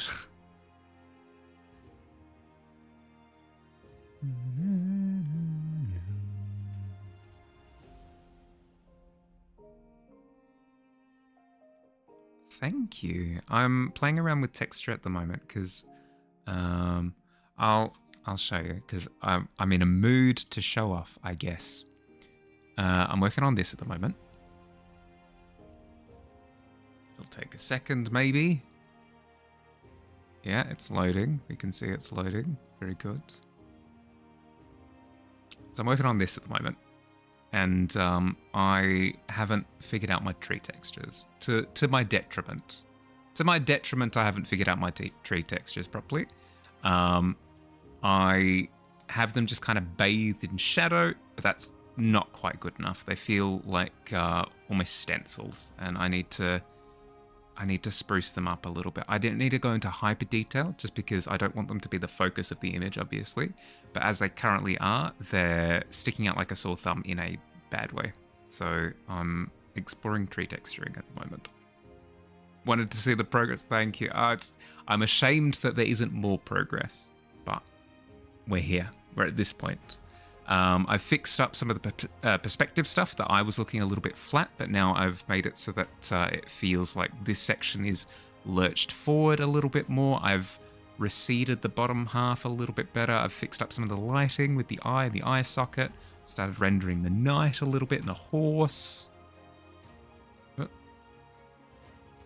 Come on, computer. Work with me here. Started on the rendering a bit. But yes, it's coming along. It is coming along. I've got to crack this particular nut, and then it'll be good, I reckon. Still can't spell anything. The steak does not taste that good either. No, I can imagine. Good progress. Thank you. I appreciate it. I'll be working on something slightly different tonight, though. A different new illustration. Oh my goodness, Bugs, I didn't tell you. I released a YouTube video, Bugs, on the internet. And as part of my YouTube video, I went through all of my plans for like short, medium and term, long-term goals. And one of on the internet. And one of my mid-term goals is I'm wanting to do like an animated illustration. So a still illustration with animated elements in it. Think almost have you seen those little those little frames where it's a digital screen but it sits in a picture frame and it feels like there are little moving elements. You also have the same with desktop wallpapers. You can have the same thing where it's an illustration and it has moving elements in it. I'm wanting to do something like that, yeah. Oh, thank you, Billy. Thank you for linking. Appreciate. Oh, ads? Is it? But I'm not. I didn't get the alert. Tavern. It might have been because you clicked the link and then ads were playing through the link. Maybe. I'm sorry, Tavern. Tavern, if I judged you prematurely, I apologize. That sounds like what happened. You may have goofed.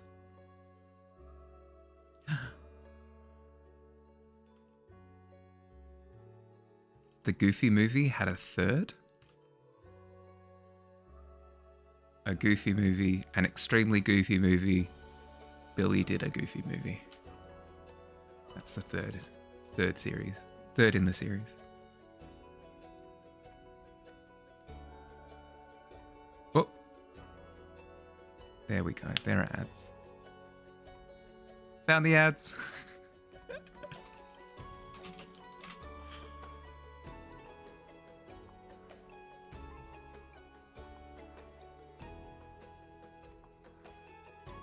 Oh my goodness, stop.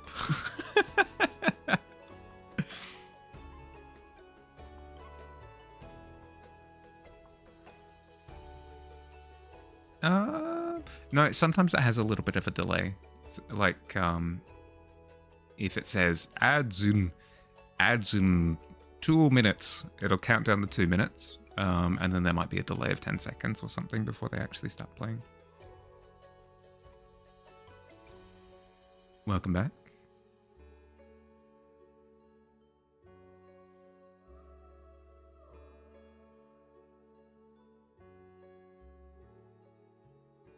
Okay, running some tracks up and down Z3. You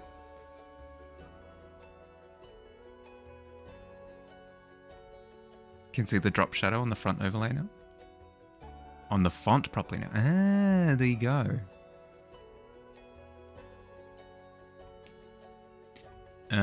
Need to add a crop pad filter. Oh, is it cutting off? Yeah, okay. I had not noticed. Welcome back. Sorry for ads. So, how'd they go?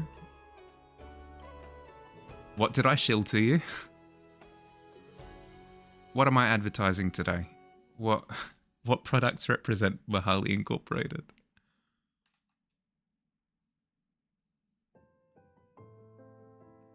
Wolfman. There's a Wolfman movie coming out?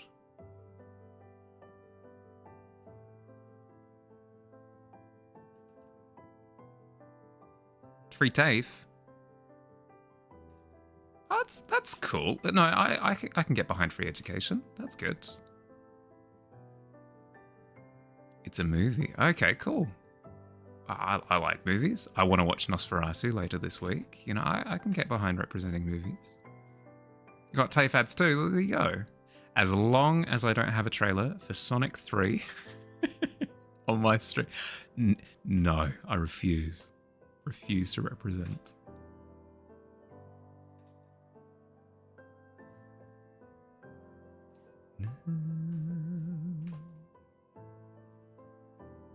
I love I like Sonic. No, I don't disagree with that. Sonic 3, however, maybe not so much. Willing into no, do not manifest Mahali liking Sonic 3. It looks really good, Bugs. It looks really, really, really good. And I haven't been to the movies since 2024, and I think it's time to change that.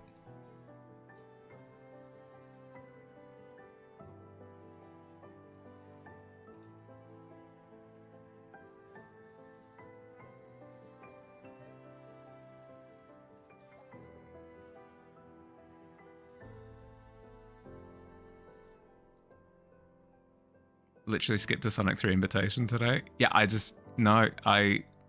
Bugs, so when I said that I haven't seen a movie since 2024, on December 29th last year, I watched Sonic 3. I went into that film expecting to have a decently good time, based on all of the positive word of mouth and reviews that are currently out. Jim Carrey did a really good job, they said. He's really funny. The script is quite good. It's fun. It's a good time. Yada, yada, yada. Shadow is really good. Blah, blah, blah, blah. They failed to disclose that all of them were lying. It was terrible. I also, in the same week, because I was visiting family, like I just went to the movies a couple of times.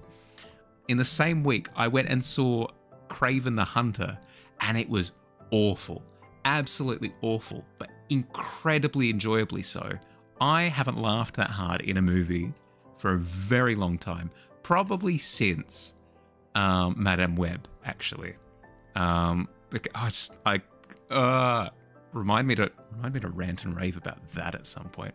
But the fact that they completed the Sony garbage cinematic trilogy is just incredible. Morbius, Madame Web, Kraven the Hunter, boom, package deal. Watch the marathon, have an incredible time, invent all of the drinking games in the world, get absolutely plastered with your friends, and have the best time ever. That was a really enjoyable, terrible movie.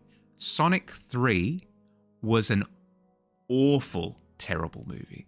It was not fun. It was not fun at all. It was, it made my ears bleed. I'm being hyperbolic, obviously, but still, like, the dialogue was awful.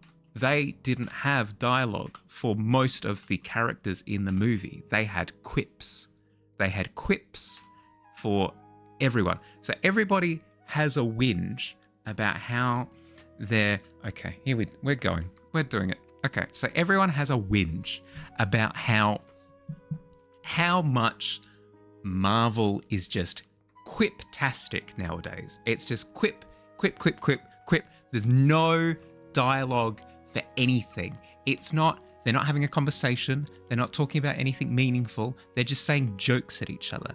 That gets really exhausting, right? It gets really exhausting. People get sick of it, understandably so. Like, Marvel fatigue. It's all just the same thing over and over and over again. Funny joke, haha, blah, blah, blah, blah. So everyone has a whinge about that. But then when Sonic does it, way worse. Like 1,000,000 times worse. When Sonic does it, oh, it's really fun. It's a good time. It's an homage to how, like, Sonic is like Spider-Man, where he just says jokes all the time. Hypocrisy. Hypocrites. Breaking hypocrites. The lot of them. By the 5th joke in a row where Sonic just says like a knock-knock joke or something, it drove me insane. Like it's probably the worst cinema experience I've had in a very, very, very, very long time. I was cringing. I was cringing the whole way through. Jim Carrey does fourth wall breaks. Everyone loves those, right? Remember how everybody said like, I don't really like fourth wall breaks. They're getting a little bit stale because Deadpool did them too many times. No, not a problem when Sonic the movie does it. Sonic 3. No, it's great. It's really fun. It's Jim Carrey's back to his good old form. No, where did all of that tired energy go? Where did all of the I'm sick of it in my movies nowadays? Yeah, well, yeah, but not when Sonic does it. It literally everything that Sonic 3 did is just emblematic of what is wrong with movies nowadays.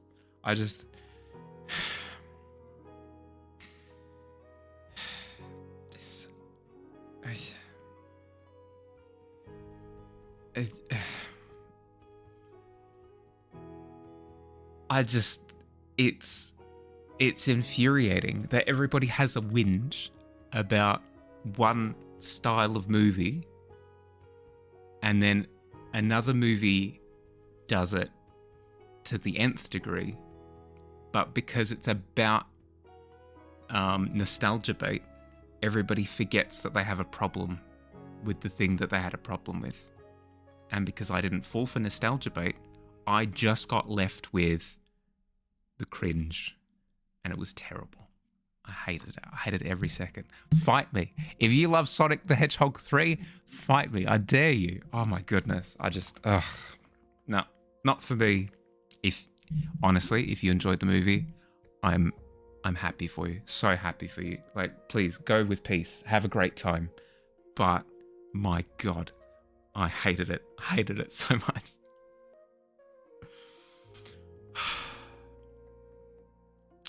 My friend texted me that he loved it. Time for yeah, I'll find him.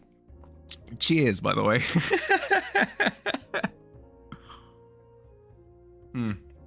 Awful. Awful. Awful. Hi, Radical. How you going, bud? Today, Radical, I speak for the trees. They're all quite thirsty at the moment. We're having a pretty hot summer. I mean, maybe you're not experiencing summer. Maybe you're still, maybe you're in the northern hemisphere and you're not experiencing summer. But down here, in Upside Down Land, summer stinks. It's the worst. How you going? Hope you had a good weekend. Just missed a rant about Sonic 3. Yeah, well, I meant every word of it. I will die on this hill. I've nominated this hill as my last stand. I've pre-set up like the sword in the ground with like my helmet on top, and it looks all nice. I've put flowers in front. I've engraved on the sword, Bahali is dead. Died defending his hatred of Sonic 3.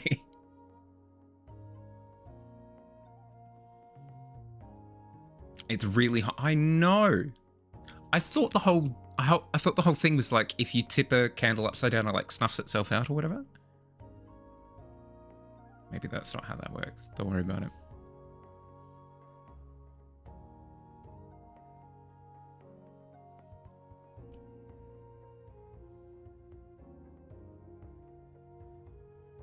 I should stop closing down this file because I'm going to show Radical what I'm working on.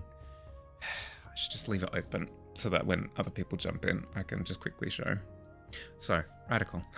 I'm working on tree textures at the moment because the main illustration that I'm working on outside of stream hours is loading currently.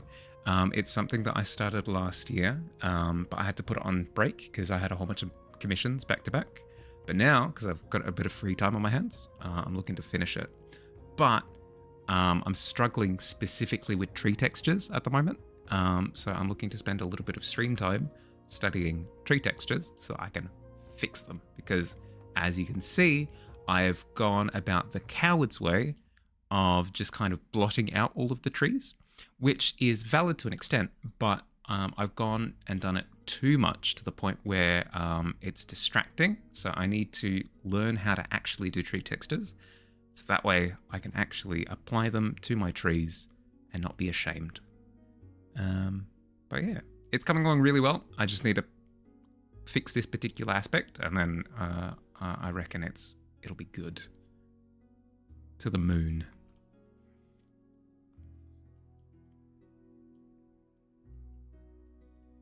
Okay. Quick reminder to everybody, for the first half of stream, which is soon to end in about half an hour, but for the first half of stream, so I've gone to 4-hour streams on weekdays this year. For the first half, for the first 2 hours, I will be doing studies. This is an excellent opportunity to, if you want to improve at your art stuff as well, this is like an excellent environment to sort of jump in, do your own studies, come along for my study. Like if you want to study trees as well, this is kind of, I'm trying to cultivate an environment where it's fun to kind of all come and study along. Kind of like library quiet time, I guess. In half an hour, we'll switch over to, I said earlier that I'm going to be working on starting my first animated illustration. That'll be after, but for this first half, chill study time. You don't have to. By all means, you do not have to. But if it is something that you want to do, it is the perfect opportunity. Nice. I know, it's coming along quite well. I'm quite happy with how it's shaping up.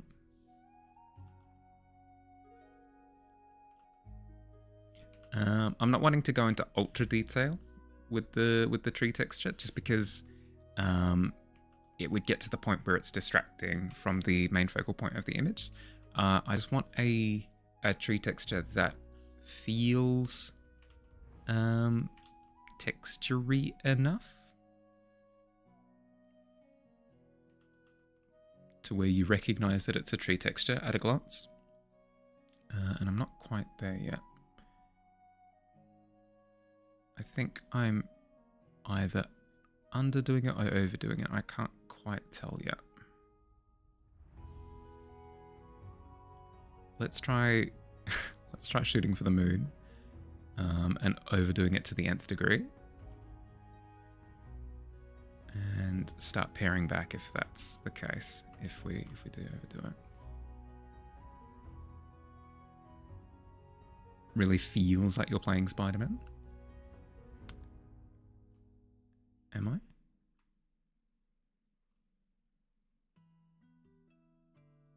I'm confused. When am I playing Spider-Man? When I'm a tree? Oh. Oh, no.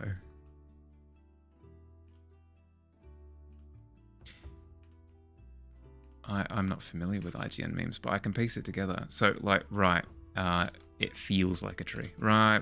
I'm following.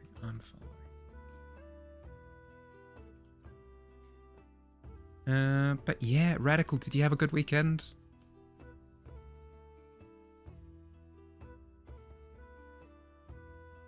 Hope you did.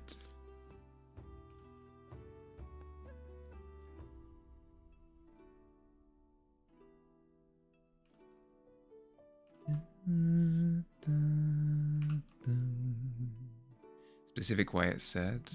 Oh, meme educating another time. Yeah, sure.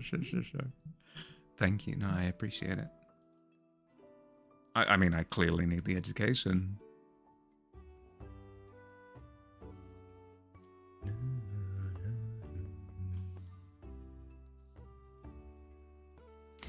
Watch Severance once again with a friend. Preparing for the new season. Oh my god. Did you pre-watch? Radical, you were here the whole time, weren't you? And you didn't.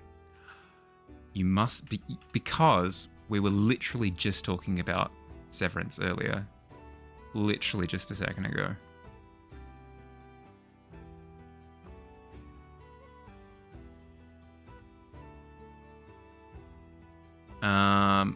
Well, I mean, that answers my question, because I was going to say, I was wondering if it's good enough to tempt me to watch it, but if you're re-watching it in preparation for the next season, it must be really good, right?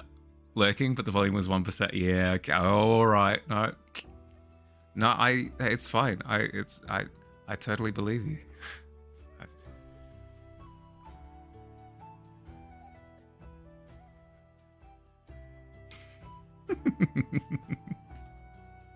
You're watching the whole time. You popped in. You're like, oh, has anyone seen Severance? I've watched it like a million times. I kid. I'm pulling your leg. You're fine.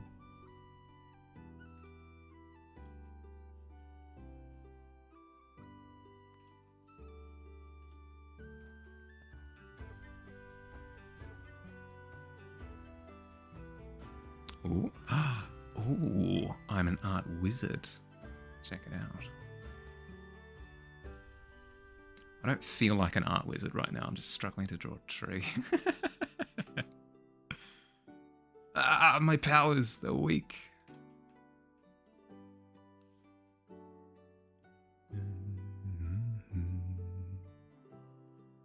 I think I'm doing it too honestly is maybe the thing that's... So, I don't want to get into too much detail with it, but the general vibe that I feel like I'm missing is, you see it further up the tree, because you almost get like a snapshot of the texture there. It's very, very wiggly. Sharper highlights, yeah, that too. But the thing that I'm really, really, really struggling with is like the vibe. I'll try both. I'll try wigglifying it. And then I'll try with the sharper highlights as well.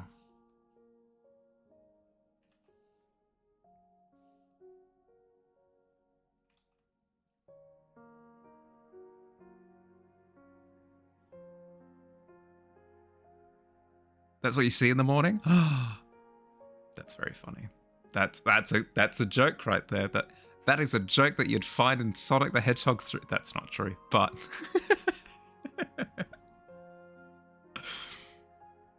that was a funny joke. I liked that. That was fun.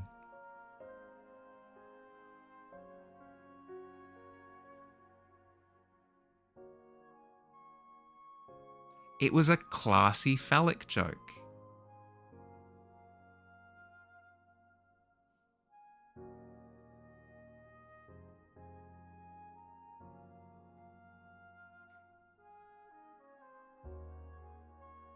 Oh. Oh, so only my brain is in the gutter? Oh. No, here I go again.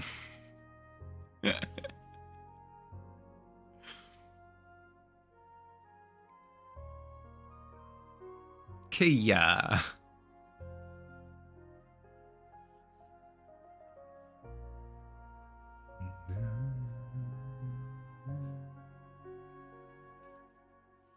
Adding a bit of wobble seems to have helped.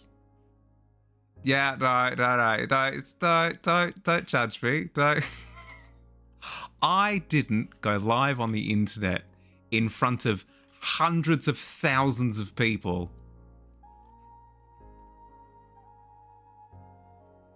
to get judged, okay?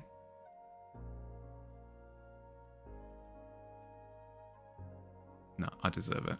It's on me. My B.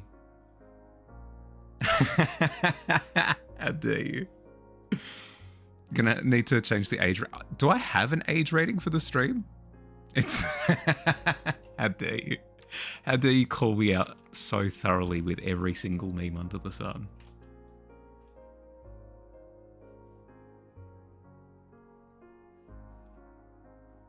What about me?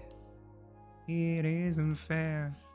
I've had enough now. I'm my share. Can't you see? I want a meme. They are my brain. He goes, I'm so sorry, Billy. We've just got back the results, and your brain is memes. Your brain is memes all the way through. If you look at this chart, memes and memes, and even over there, memes just all the way through. There's no cure. You have 3 weeks to live before you explode with memes.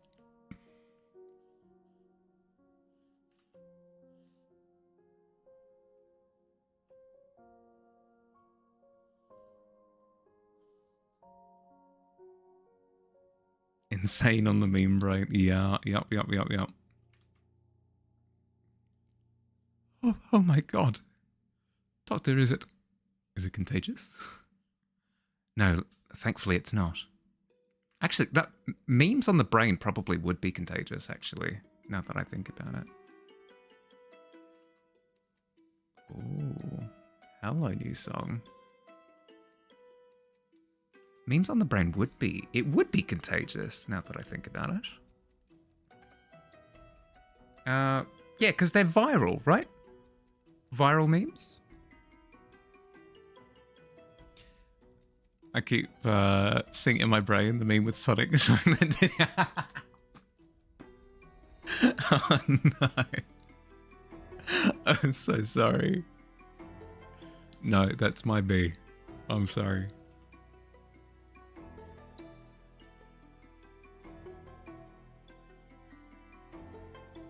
This song is fun as all heck.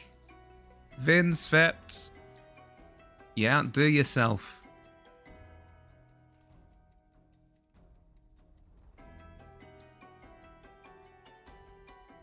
I hate it here. I'm so sorry, Billy. No, It's my fault. Approaching 2.5 hours. Yeah, okay. I'll make the switch in a second. Yeah, okay. We're getting closer with the tree texture to BH. Like, the combination of wobblifying the lines a little bit, as well as adding some sharper detail, has popped it. It's popping off. Sound the air horns. Don't sound the air horns. But yeah, it's looking substantially better. I'd still say that it's missing something. Maybe I go even harder on the contrast. Like, oh, you know what I could try quickly? I'll keep going with this for a little bit longer just because I'm having fun. I'm gonna try vibrating the hues. So what I mean by that is see how it's kind of without color at the moment. It's got like a little bit of vibrancy in the sense that you can tell that it's brown, but let's celebrate some of the reds and the oranges a little bit, and maybe get some contrasty blues in there a little bit as well. See if that does some fun stuff. You fully take the blame. Yeah, all right. We can share. We can share. How's that? Just keeping you accountable. No, thank you. I need it. I do.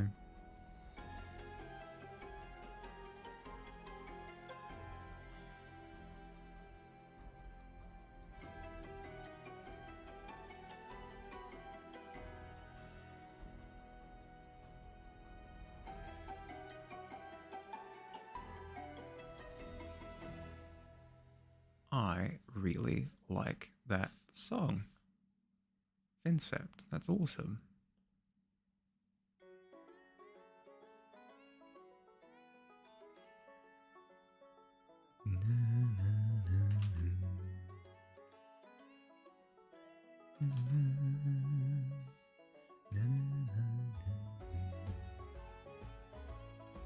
Okay, let's wobble it a little bit over here as well.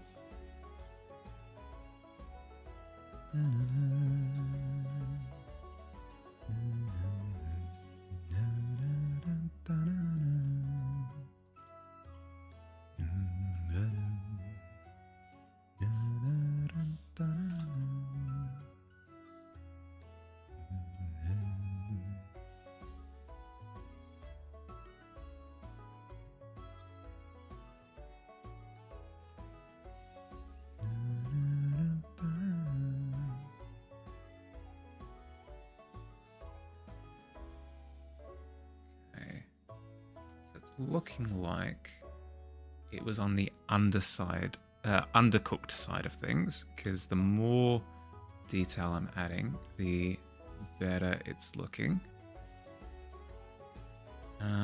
If I fully render it, I'll at least have a sliding scale, which I'll then be able to make reference to. If something's in full focus, I can bring it to this degree of render. If something's completely out of focus, I can always cull back to like up here. In a sense, this is a really good reference image for myself. Kitchen is almost done for nice. Excellent. Yeah, no stress.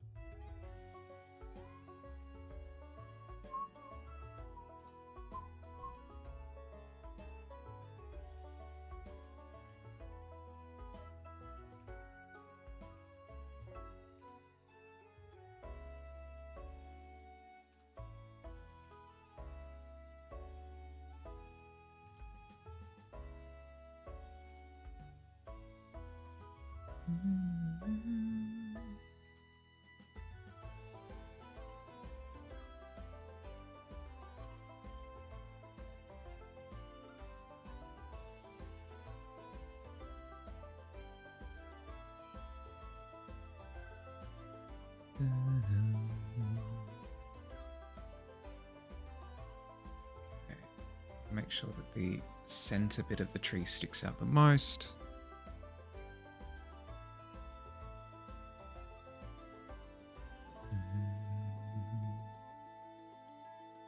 Ads, you say? Noted.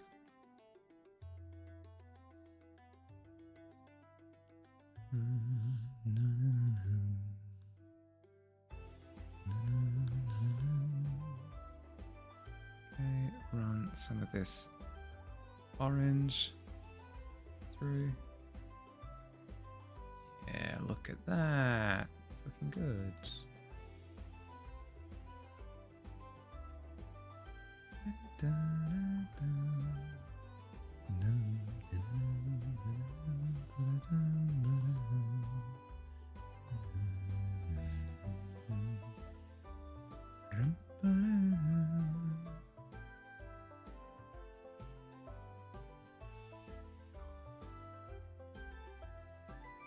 We're still not quite there yet. It's an improvement, like applying some of the lessons learned would be helpful. But it's not quite there yet. I feel like something's missing.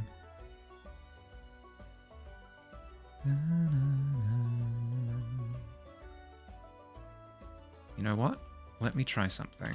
Let's duplicate. And move it over here.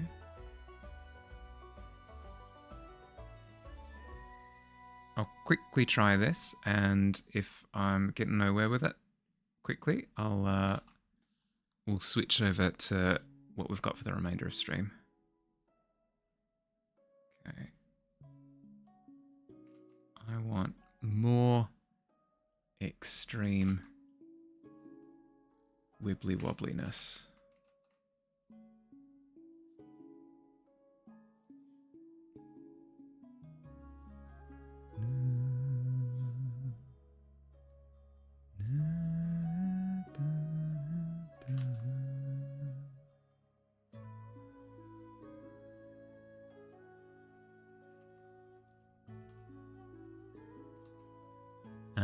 Once the kitchen's done, is that it, Dust? Is that it for the cleaning that needs to happen?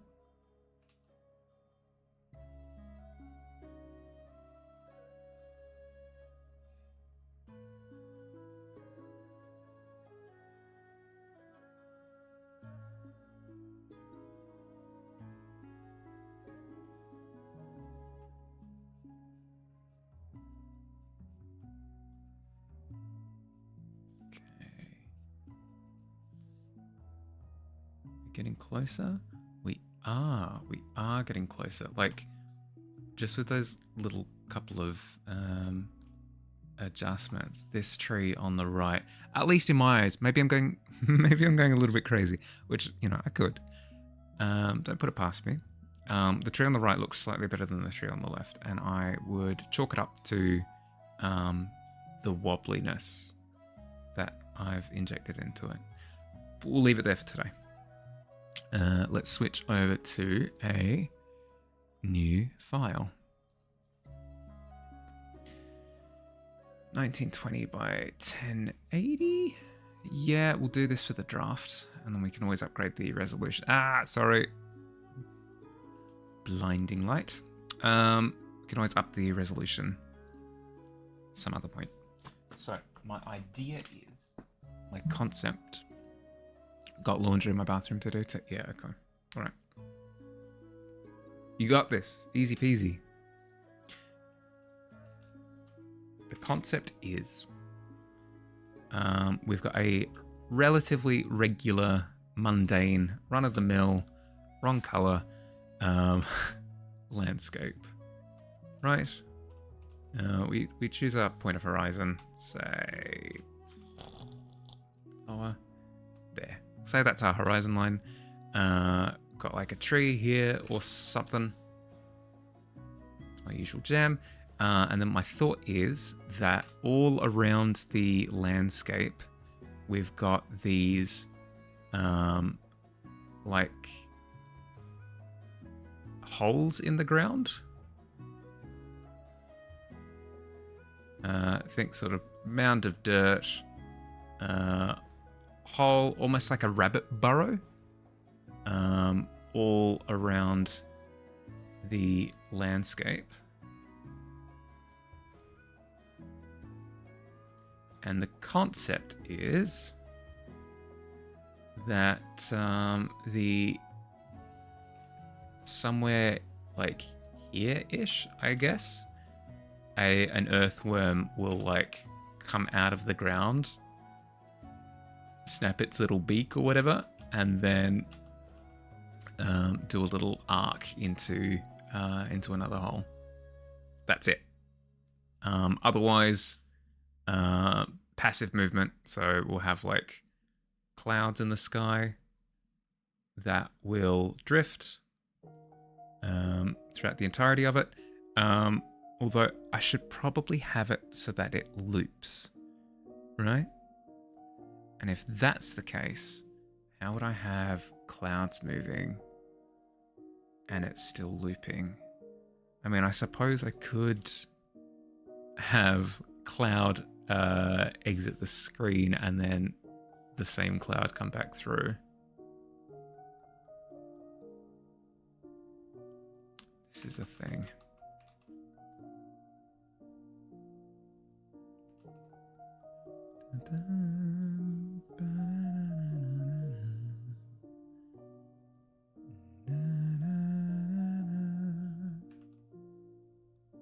Could also have them fading in and out. Ooh, true.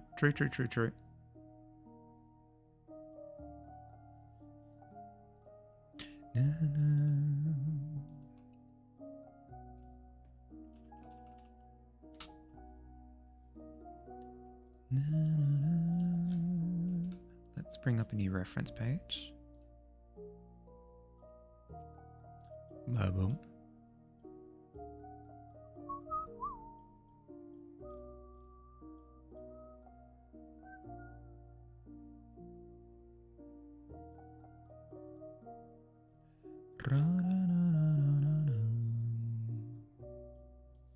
I think mountains are relatively overdone in what I've done in the past, so let's purge that for now. Ooh, something like a bit of a slant would be fun. Keeps it like visually interesting. Also gives you the sense that like something's wrong even before you see the giant earthworm pop out of the ground. That's good. I like the idea of there, as I said, being like burrows all over the place inherently, because it presents you with this this feeling of, one, a bit of suspense, and two, a bit of inherent intrigue. Study references, tree 1. There we go.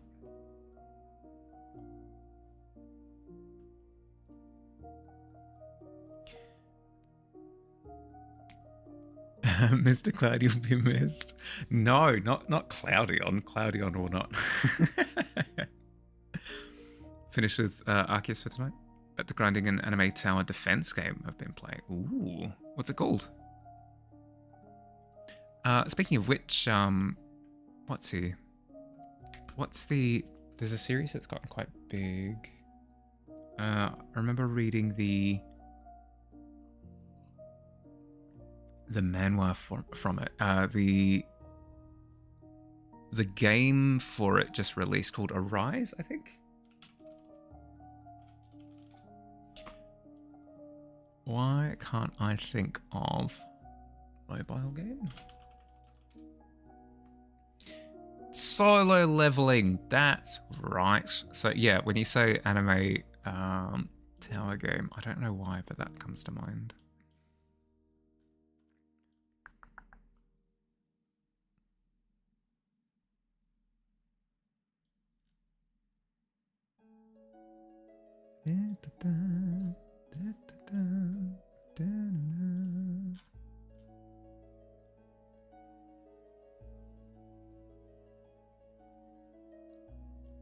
Okay, I'm just looking for reference images that'll give me a vibe. Oh, I like the... I like the farm posts. They're fun.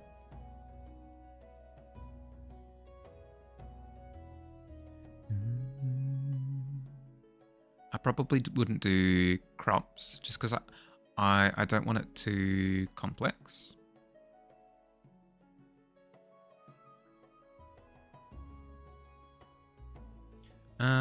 I like the path, but I'll probably have the path be winding, maybe?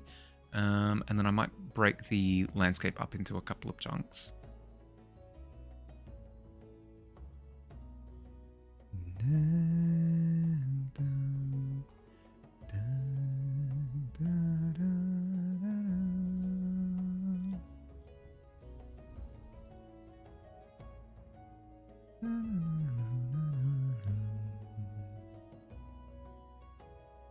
Yeah, I think I think I can live with forest background. What kind of sky would we be looking at? Ooh, sky's similar to this. Similar to my Minotaur one, but less streaky. I like that idea.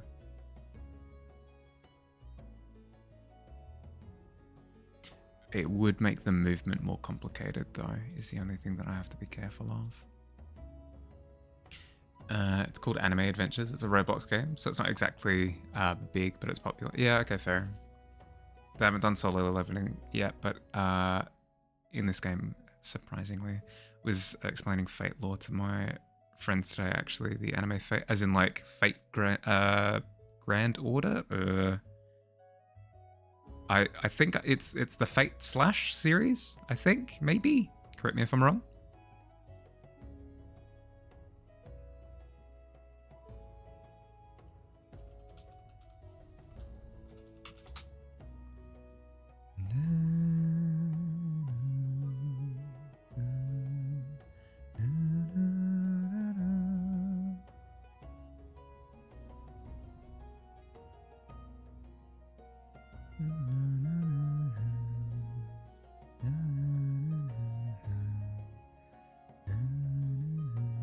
I'm just scrolling through pictures of clouds at the moment.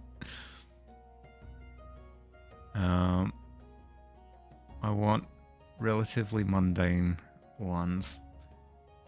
So I can't go to the reference images that I've saved of all of the amazing clouds that Dust has taken pictures of.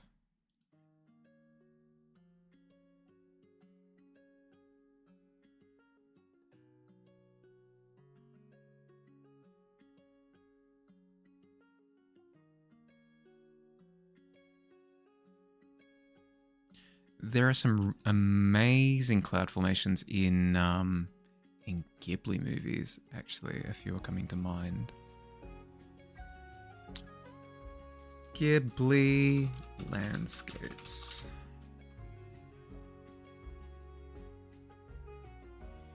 Yeah. Yeah. Yeah.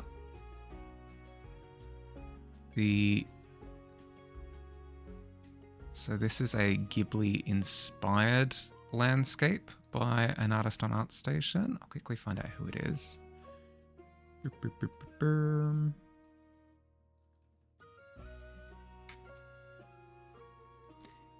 It is by Andy Christoforou.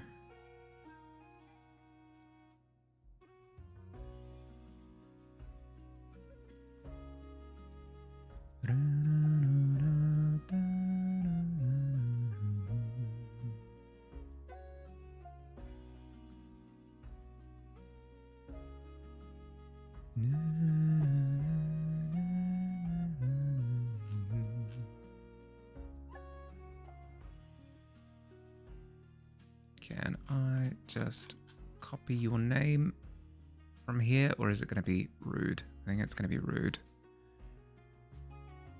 There we go. Got there in the end. Paste.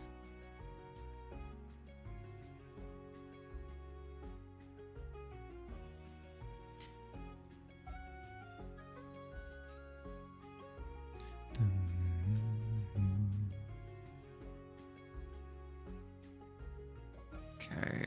Then more specifically, we've got some of these actual Ghiblies. Not to say that his work, like Andy's work, is subpar or anything like that, but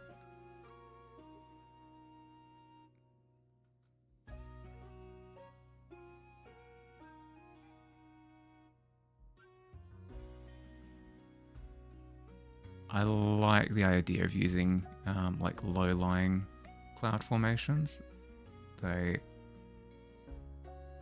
lend themselves to like epic feelings.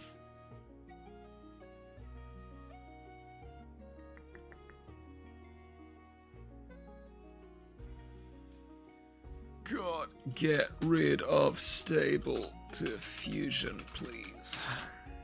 Thank you. Makes browsing so much more difficult. What? Ghibli clouds. Solo Leveling is addicting to watch, but sadly it's just another shonen. Yeah, it is. I haven't watched any of it. I read through the whole series, but yeah, it is.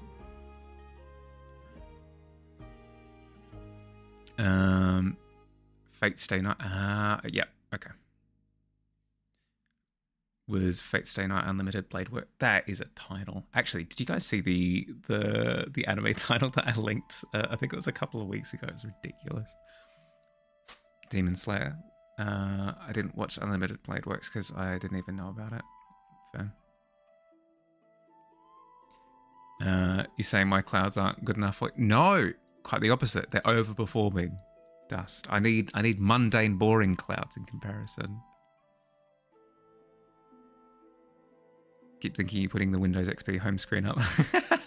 I mean, they're pretty similar. That's pretty. Yeah. Is likely AI another piece he has made using Disco Diffusion. Frick. Okay, I'll get rid of it. Boom. It looked like he did 3D render stuff. And then, yeah. So, yeah. Let's get rid of it. I'll use the actual Ghiblies then instead.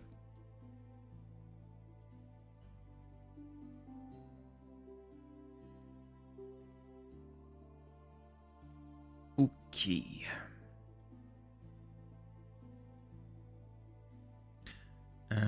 I think having clouds that go both in direction and scale on a little bit of a diagonal trajectory, I think is the play here. Should be easy enough to have it loop. Might look a little bit funky, but it's fine. It'll be my first attempt at something like this, so I can live with it looking a little bit funky.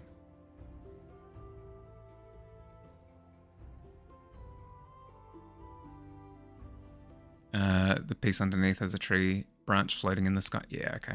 Yeah. It's so annoying that they put like art director and stuff in their profile, which adds like a degree of authenticity to the things that they're posting. But I keep forgetting that you can just do that on ArtStation. You can just be like, I am the Grand Duke of painting feet.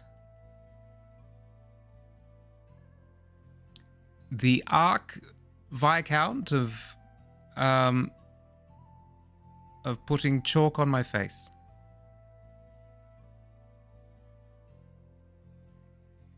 The Mega King of eating crayons.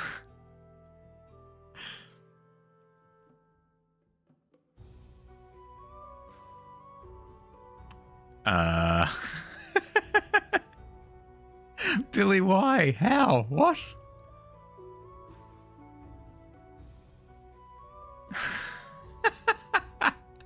You monster.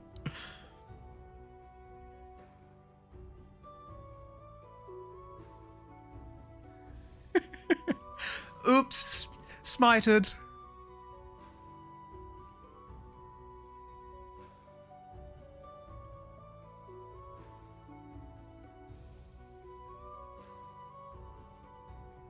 You're fine, you're fine.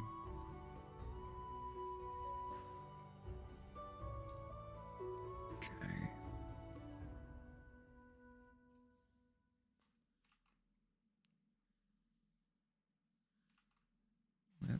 That's fun. Something like that.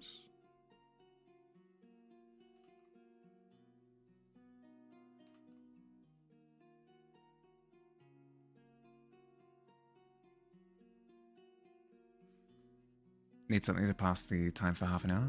Did a half-hourly mission on the game to get some items to evolve a tower for it to only switch over, and I didn't get the rewards. So I have to wait half an hour for the next one, and even then it might not have the specific thing I need. Ugh.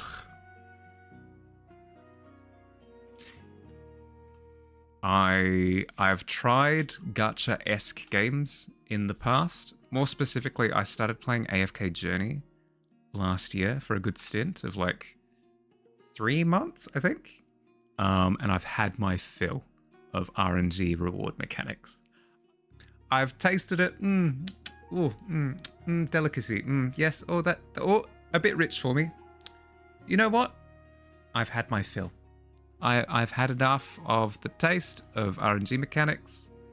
I will put that piece of toast back on the plate, and I will push it aside, and I will never touch that plate ever again.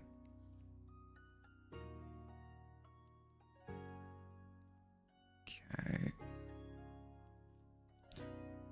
Wasn't me considering how many times you've put next to my throat. True. Triple Z recently showed me why I hate gacha games. I pulled an S rank item for only to be not the S. Yeah. I just AFK Journey was good in the sense that it felt like a really rewarding game. But the problem with them wasn't even the RNG aspect of it. Don't get me wrong, I did get tired of that as well. But the real killer of my engagement with it was the fact that they just didn't update the game. Like they gave it, content and stuff, but the same team was strong for the entire duration of me playing the game. The meta did not update once. It stayed static the entire time. And that just, I don't know, it just feels garbage. If you don't want to play the meta team, you kind of just lose. And then what's the point? What's the point of a game that has a million bajillion heroes if only 5 of them are relevant, And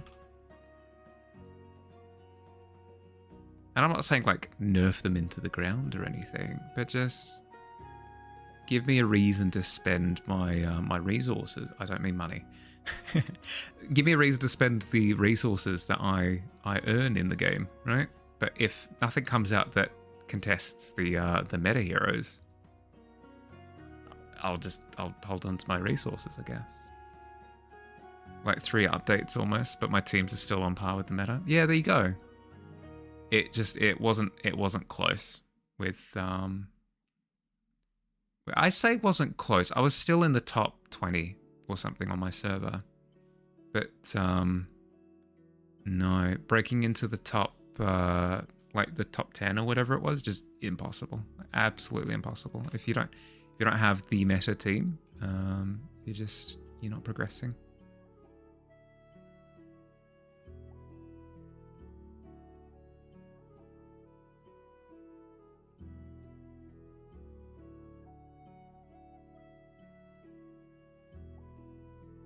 The other problem I have with other games like Anime Adventures on Roblox is that meta towers are often limited towers that you can't get anymore. Yeah, okay. The classic you'd have the same thing in card games sometimes where, and even Pokemon to an extent, you could earn certain Pokemon from events, either by placing well in a tournament or by going and scanning your DS or whatever it happened to be at the time to get an event Pokemon. And it was something like, you can get Pikachu that has the move Endeavor. Or you can get, Charizard who has the move Flaming Karate Kick or whatever. You'd get these limited mons that you can't get by just playing the game, and then it meant that if you lost to it, it felt like you essentially just got pay to win. The good thing about Pokemon though is that so many things are meta relevant that it doesn't really matter when something like that happens. But I have heard of instances in Yu-Gi-Oh! Where event cards would actually be the strongest thing in the format. So you'd go to a tournament, you'd win the tournament, you would earn a card that you could only get from winning tournaments, and then you would go to more tournaments, putting that card in your deck, which would then increase your win percentage to then win more tournaments to get more copies of the card until you had 3 copies of the card in your deck, which is the maximum amount, and then you're just like steamrolling everyone. Which is just, oh my goodness, that's a terrible thought. Gacha games are so boring. You need a farm, bond with NPCs, and customize your look. Also me, 800 hours instead. At least with Stardew Valley though, it feels like you're progressing outside of the game's whims. Like you are putting in hours to consciously progress in the thing that you're wanting to do. Whereas with gacha games, it's so frustrating because it's like, I'm doing the thing that it's telling me to do, but I'm just getting lol RNG'd out of getting results.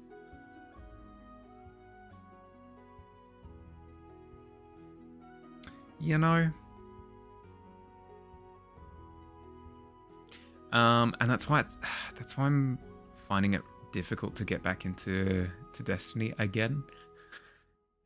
Is the appeal is there to like go and do some of the raids that I haven't done. The appeal is also there to be like, you know what? Let's go do Vault of Glass and get the Vex Mythoclast, which is like a certain gun that you can get from it. It's an exotic, it's super rare, whatever. But there's no pity RNG in Destiny. So I could do Vault of Glass, which is a raid. I could do that 150 times and still not have the Vex Mythoclast. It's unlikely. It's highly unlikely that would happen. I could do it, on the other end of the spectrum, I could do it once and end up with the Vex Mythoclast. Awesome. That's great. But the thought of, because I'm a goal-oriented person. Like, I'll set a little goal for myself and that'll be what motivates me. The idea of setting a goal to get a gun that I don't know if I will ever get from doing the activity is something that just murders any sort of motivation I'd have to grind anything. You got it on your first hard mode run? Yeah, there you go. It's not like, even if I was promised that I would get all of, is it ads? They will start in 20 seconds. Thank you, Billy. Unless they've started already. Has it lied to me?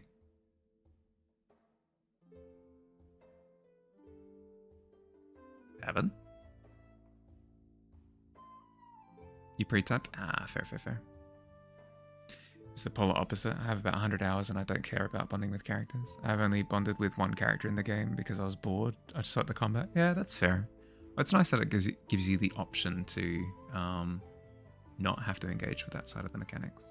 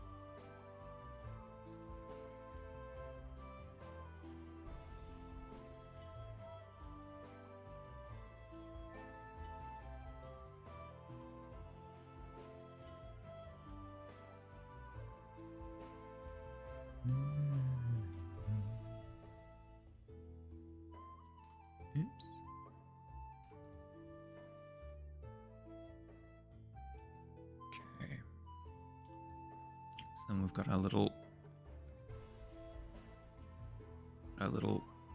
burrows all over the place. You only got one ad. Nice, good to hear. That was for TAFE. There you go. It's a sign. Go to TAFE. Do it.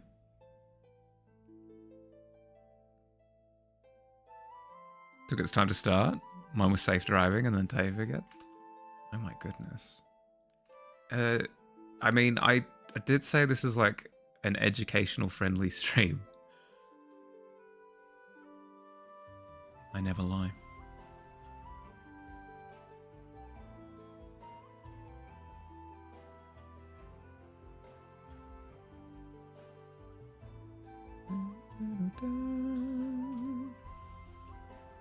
Okay. Then background drafts. I really like the flow. I know. It's got a cool feel to it, right?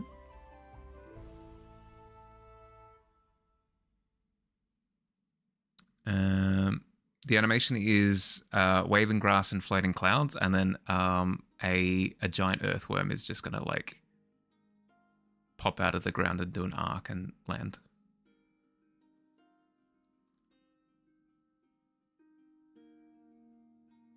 What that's what all the burrows are, Billy. What, you thought the burrows were for nothing?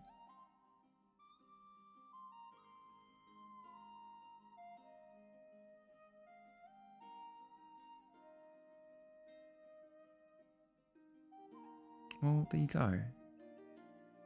Today I learned they were burrows.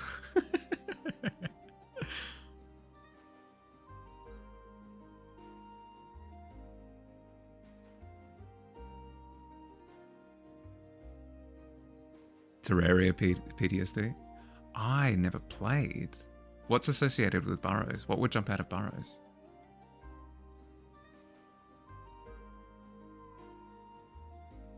No, I'm not familiar. I'm not. Eater of Worlds. Oh my goodness.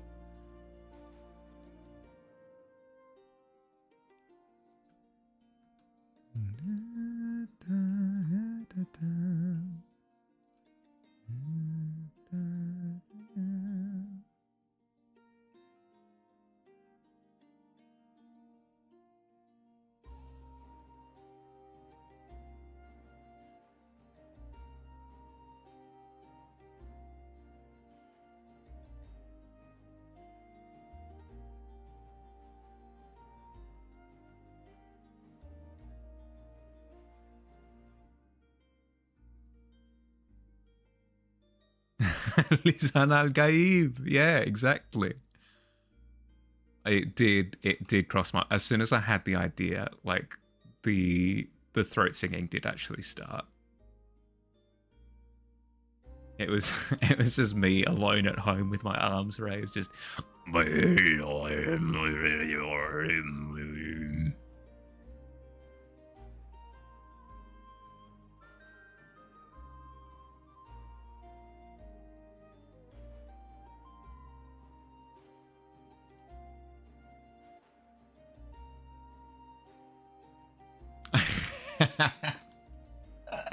oh my goodness. Of course, the first thing that crosses my mind when just like thinking of that image is the popcorn bucket flying out of the ground and and completing the arc. Yes, the worm popcorn bucket. Yes. Oh my goodness. It'd be amazing. Absolutely not doing that, but oh my goodness, would it be funny?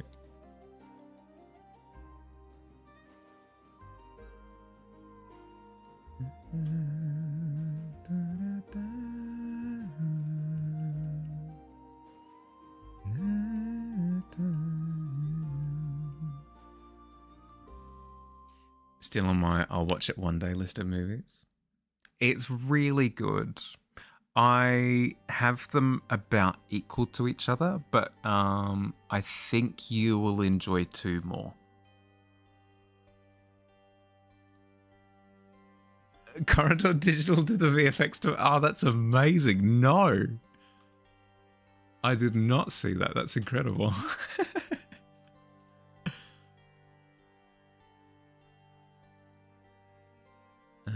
And then foreground. Well, let's have main drafts. Then foreground draft. Let's have just blades of grass that I can have moving in the wind.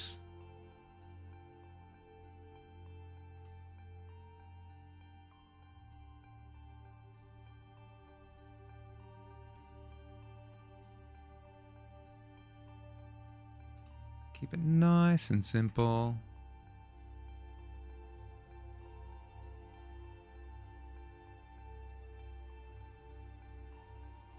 And then time to look at reference images for burrows. Burrow. I'd like to look at burrows, please. Yeah, that's great. Oh, that's nice. It's not exactly what I'm looking for. I need them to be...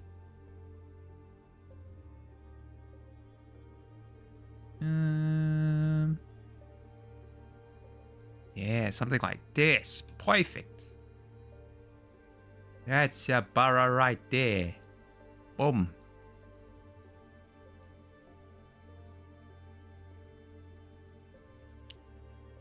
This vibe, yes. So you've got like the vibrant grass, and then you've got the patches of dirt where something's burrowed out of the ground. Perfect. It's beautiful. Hey Tony, give me a burrow. I need a big... The customer's asking for a burrow. The customer's never wrong, Tony.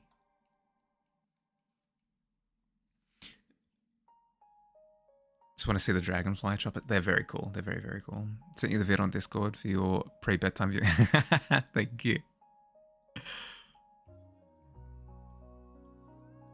Okay.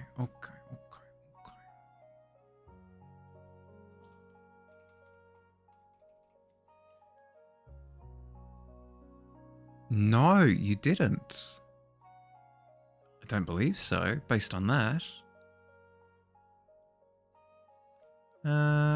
Draft. No, they're all draft layers. Draft tones. There we go. Ba-boom. Let's see. It's bright towards the horizon. Then let's go on to say that it gets darker. Further up into the atmosphere that you travel. But it's still bright, because it's daylight. Yes. Wait.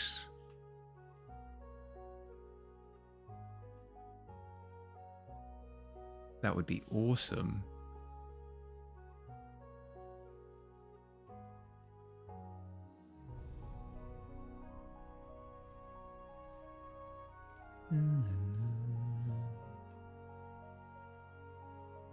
Sent on Discord. Or, here we go.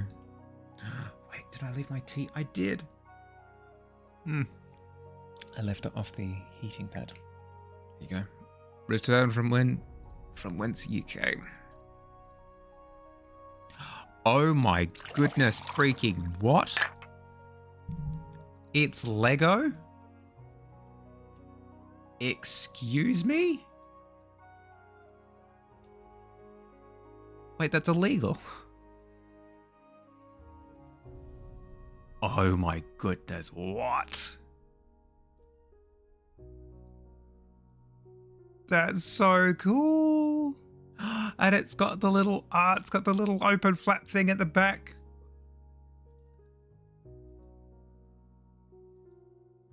Oh, and then it fully collapses so you can do zoomies around the room. Yes. Does it come with a little Paul Atreides? She's huge and I love her. I'm right. Yeah.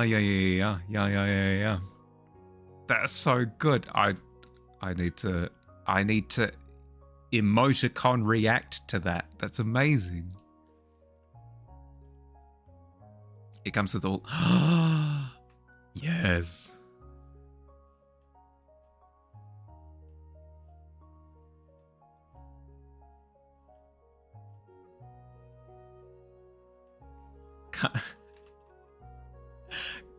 Cut to Dust sprinting around the room with blue contacts in, with like a snorkel like up his nose, just is on our game. Oh, that's amazing. That's so good.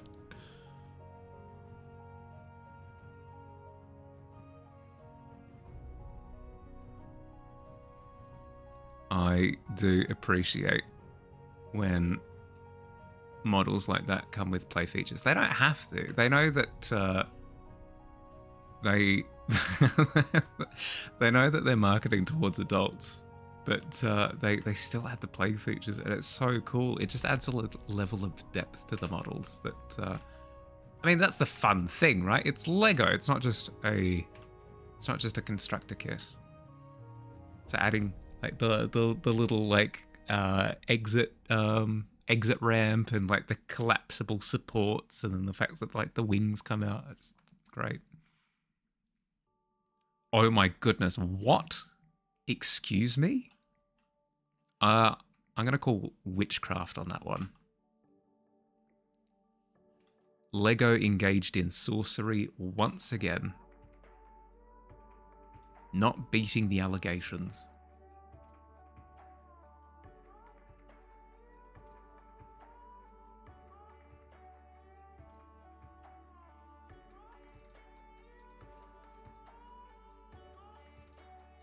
May have flown it through my hand. I'd be upset if you hadn't.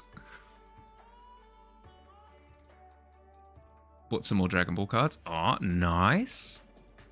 Have you played since PAX?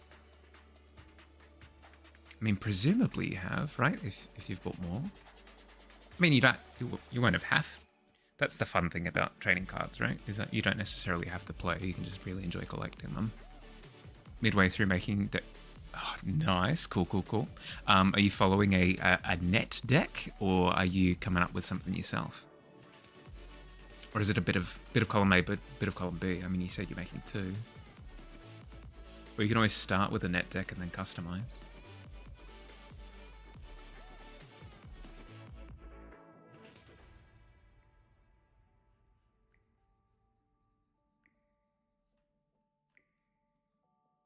Ooh, tickle in my throat. Hello. Cheers.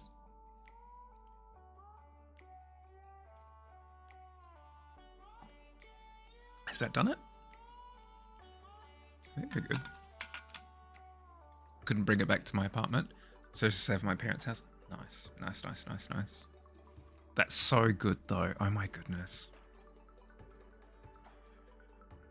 You come home for the holidays or something, and your parents are like, "Welcome home. Get out the way. I've got to see my water doctor."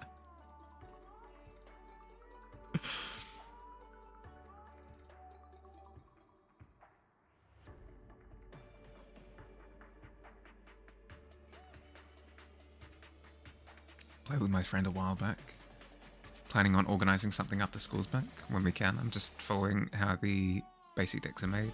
So like 6 extra cards are they're called, which do little things, and the rest of the deck is just whatever I have the same colour on. Yeah, okay.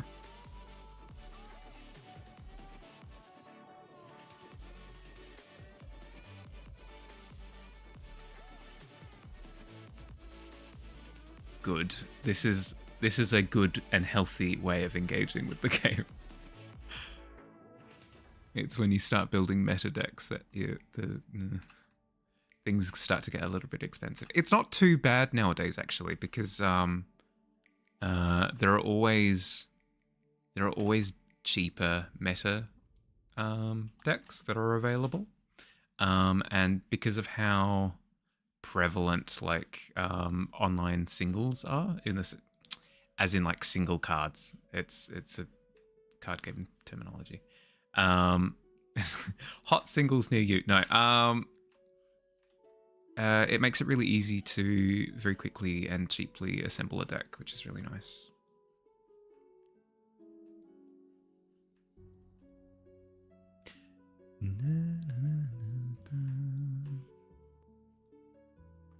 Should have 52 to 60 cards in a deck, I think. I'll send pictures of the characters I'm basing the decks around. Yeah, sure. I'm not sure how the Dragon Ball game works, but I'm keen to see. How funky do they go with the artwork? That's the thing that I'm shocking.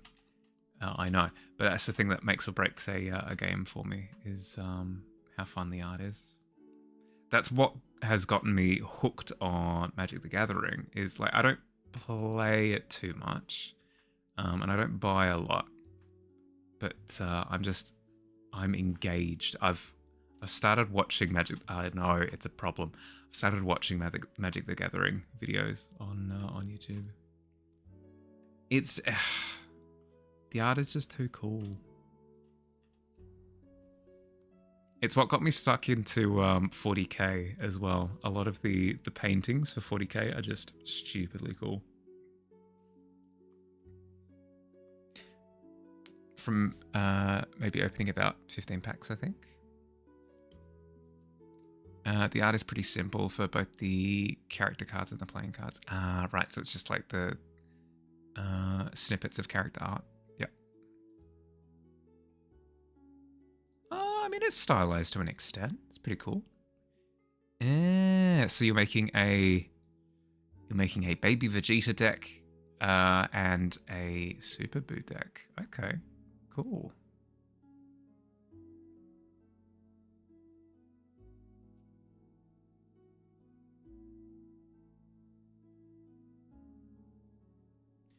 Majin Buu evil. But that's Super Boo. Because he's got the jacket. Evil Boo is the grey one. I'm confused. I'm aggressively confused. Grr.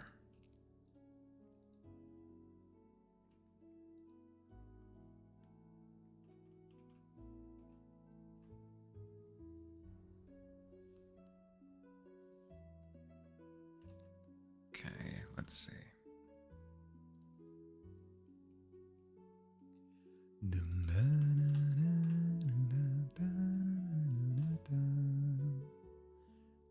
I want a similar brightness on the surface of the grass here to the sky, because that's how luminance works.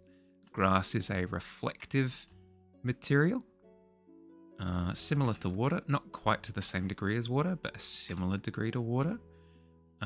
So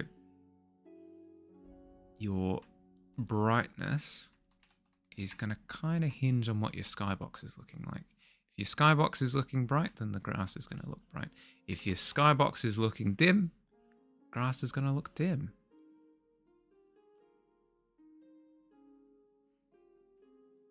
So in grayscale, like the hue will be different. Obviously, the grass will be green, greener on the other side.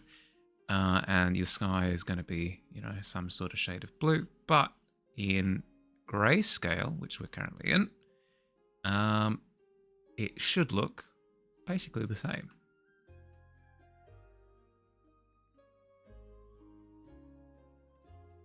Okay.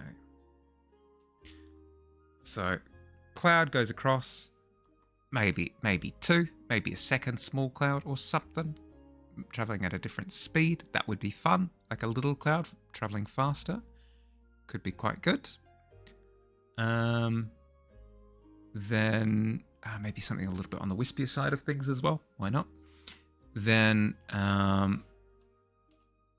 have the earthworm do the little arc.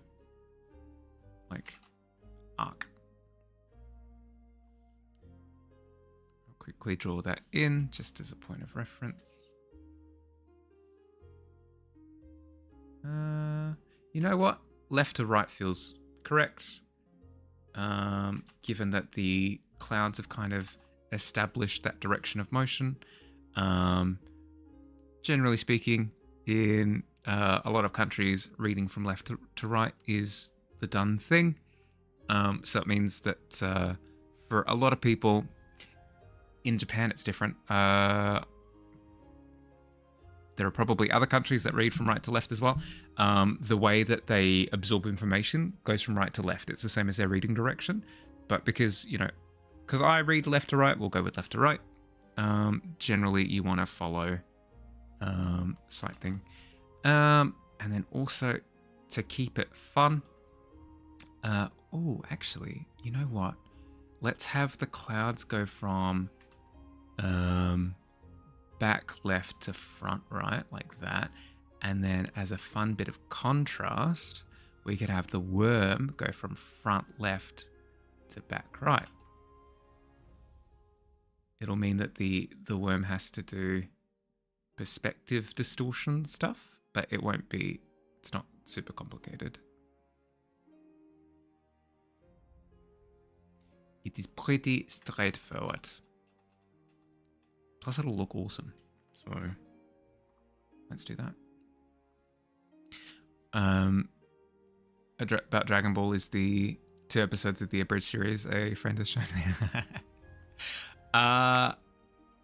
It's, to be honest, it's a pretty good way of engaging with the series.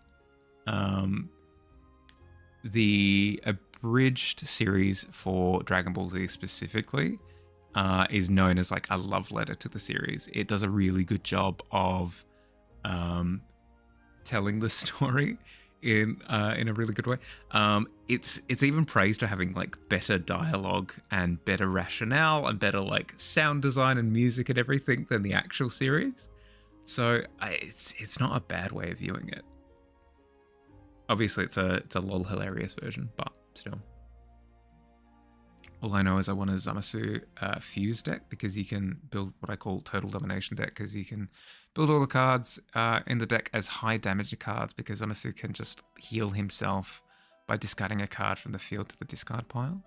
Plus these cards that allow you to search your discard pile for a certain type of card. Ah, right. Okay, so he puts things into the discard pile that you want to draw. Then you play a card, grab the card out of the discard pile, and you cheat it out. That's fun.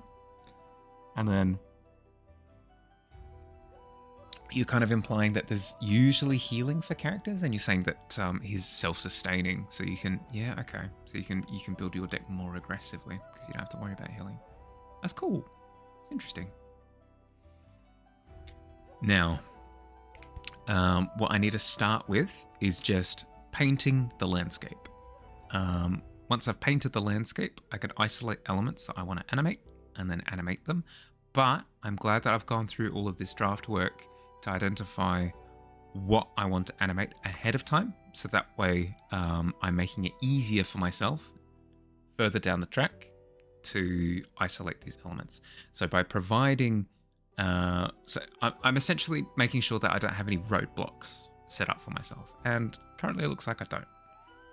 The grass in the foreground, easily separatable element. Clouds in the sky that are separate from like the blended pretty clouds, easily separatable element.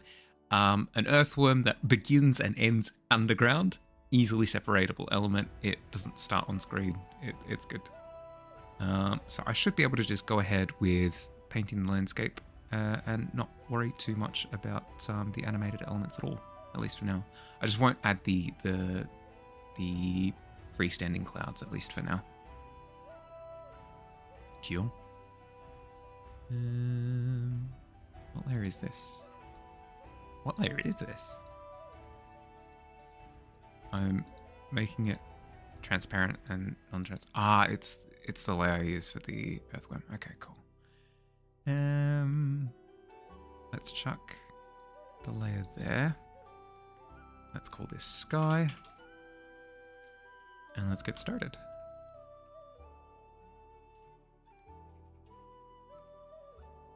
Who she knows? Sword Art Online Abridged is like 10 times better than the original in my opinion. They fix a lot of the plot holes. Ooh, I should watch it. I haven't really had my finger on the pulse of a Bridge series since, like, they tried making Attack on Titan a Bridge, but then it just got, like, mega nuked by the studio. So I haven't really paid attention since then. I'll give it a go. Because I've watched all of Sword Art Online. I haven't watched the movies, but I've watched all the series of Sword Art Online. So I should be able to get the Lay Hilarious epic memes. You have 8 cards on the side, like Pokemon prize cards, but instead of you taking 1/1 damage in your opponent's character, they take it and they are used as life. Ah, so it works like One Piece. Yeah, okay. Attack on Titan Bridges. Yeah. Some of the jokes have aged poorly, but that's to be expected for something that came out over a decade ago. Close to 15 years now, I think. 2010, was it? No, that doesn't sound right. Attack on Titan Abridged Team 4 Star.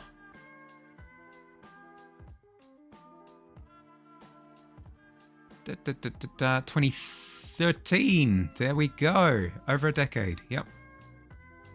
Almost 12 years ago. Yeah, closer to 11.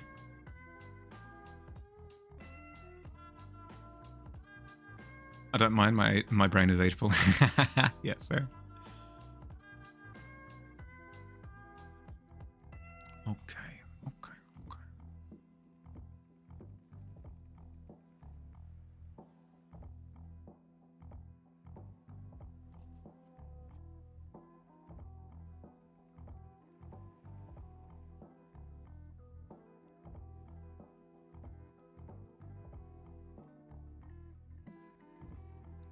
Still updating. They're going through the, I can't remember the name, but the game after they got out of the, the guns one.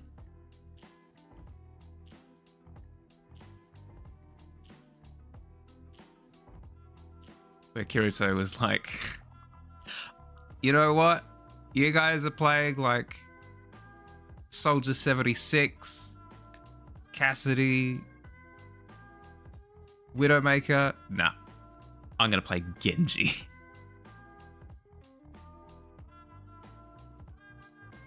Yeah, okay. Yeah, I remember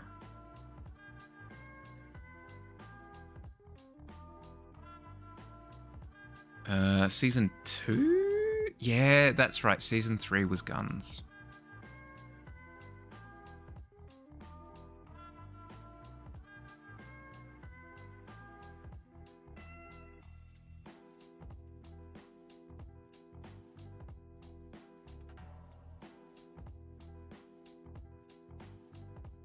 Oh, I hear a Pokemon in my room.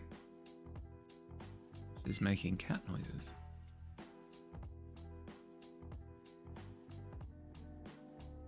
First was fantasy, second was fairies, third was guns, and fourth was like real life. There was a 4th season? Why? Okay, I'm going back to work now, okay? You can stay here, but I might bop you by accident. If you're okay with that, you can stay.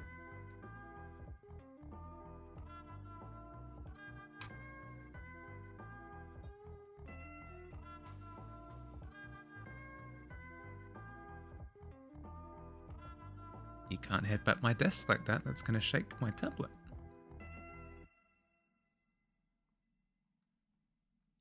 First was... unless the second season was fairies and guns. It might have been.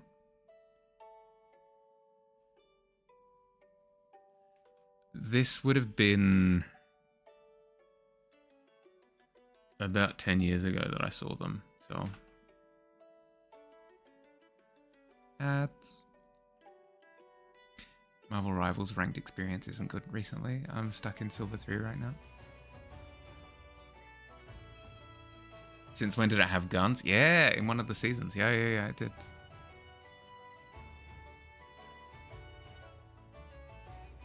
First season is both the fantasy and the fairy arcs. Really? I could have sworn that they were like self-contained seasons. But then again, like it's been a very long time. I wouldn't trust my memory on it.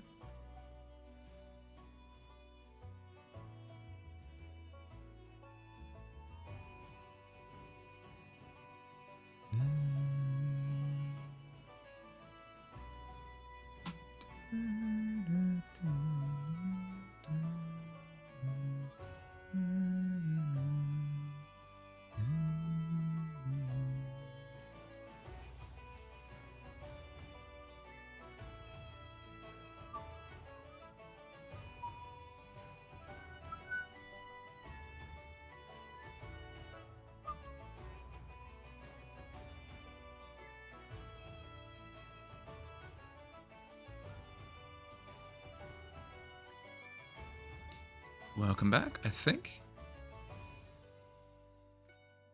Are people still being recommended to go learn things?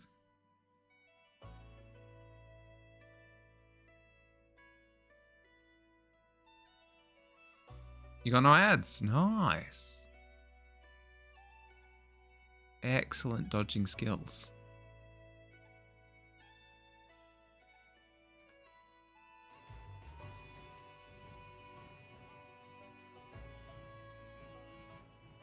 Season 1 is both Ankrad and Fairy Dance. Really?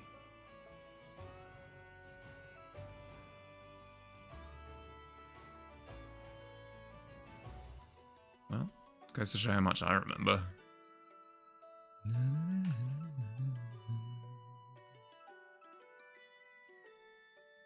Well, it means that I was correct about Season 2 being guns.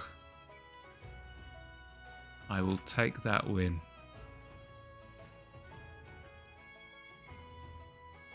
Yeah, that's right. And then Season 3 was about them meeting up in the real life. That's right. I remember now.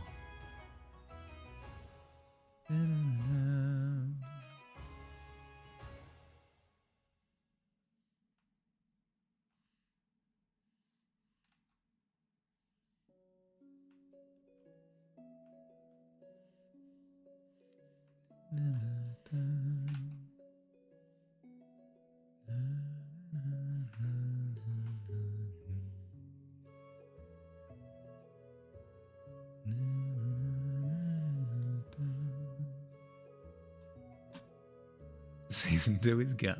Yes. Yes. Finally.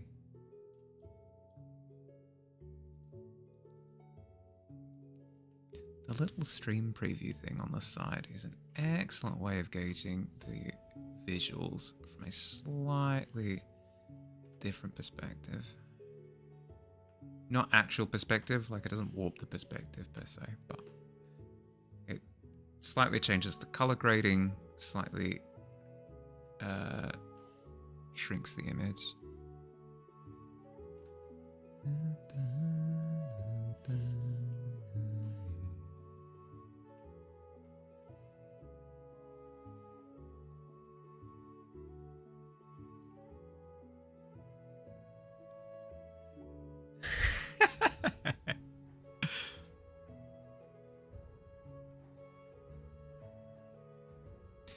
You haven't watched it, but it makes you curious. Yeah, you should give it a watch. It's quite good. It cops a lot of flack for being on the shallow side of things.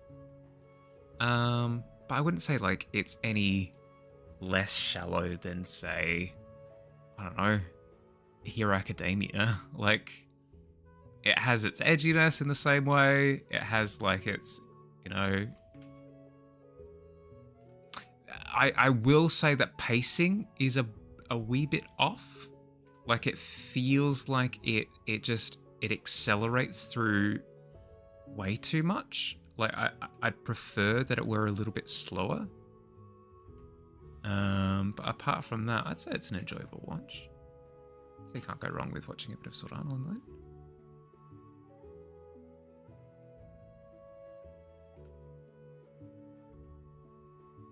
it gets a little bit fever dreamy. I know that's kind of part of the point. I won't go into details, but I feel as though it could tell some of the story a little bit slower in season 1. Sort of sit with locations and characters for longer.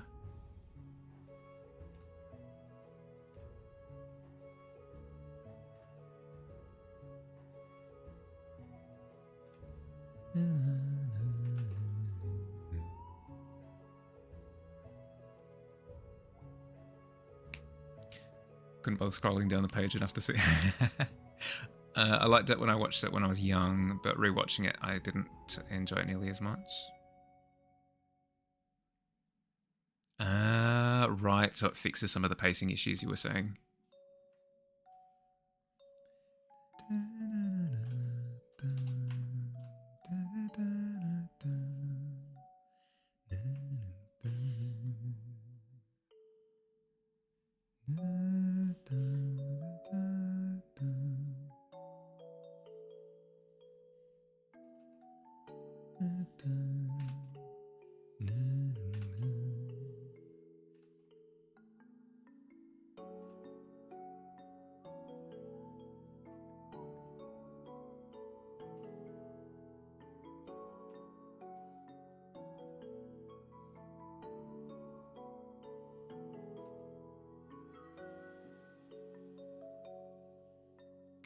Need a more drastic gradient.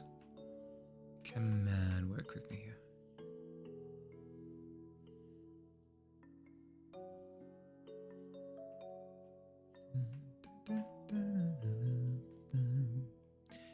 It's obviously a lot of jokes and stuff. I think it manages more depth of the characters too. Ah, that's good. That's good. That's good. Because it feels like if it's not stuff to do specifically with the main character, it feels like it skims through it really quickly. And then even then, it skips around a lot. I won't go into detail again, but yeah.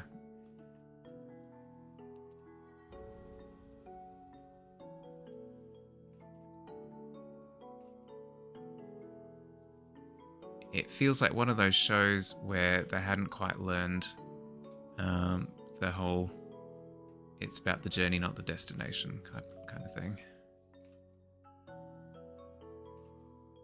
At least, as I said, for the first bit.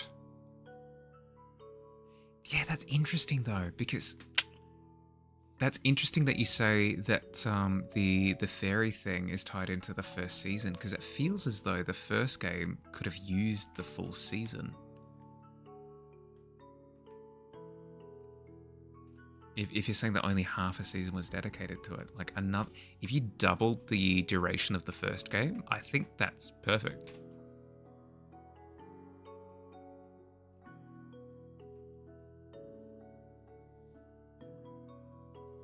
Gets a lot more agency, which I like a lot. Yeah, true. But then after that, she just kind of disappears completely a little bit, which don't love when they kind of just forget about characters. Looking at you, Dragon Ball Z.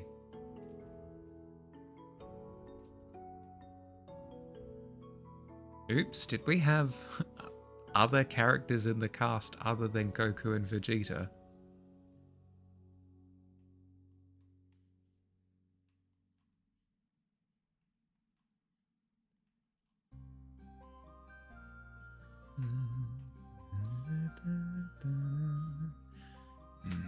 It's looking more vibrant. I mean, obviously it's looking more vibrant on my color correct screen, but I think I need to be conscious of general viewing of it.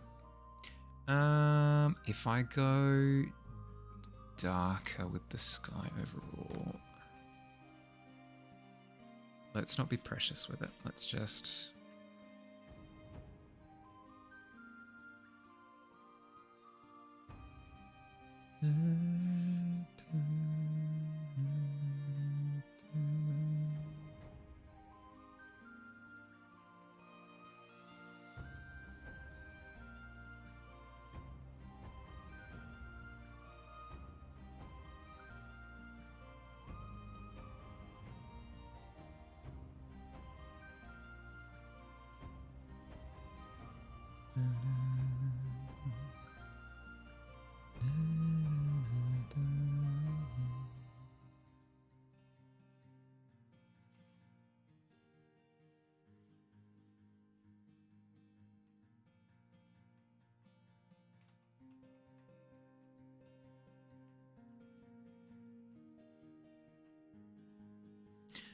Love what they did with the group Kirito joins up with at the start of the series.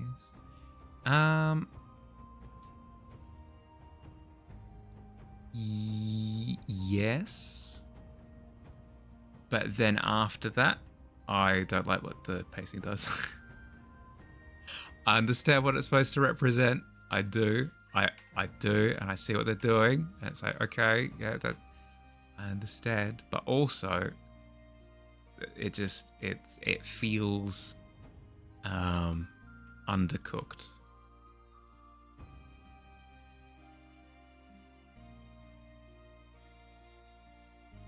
Nothing big in the original show. They explain it. Ah, you meant in the abridged. Yeah. I was gonna say. Yeah, okay. Yeah, that makes sense.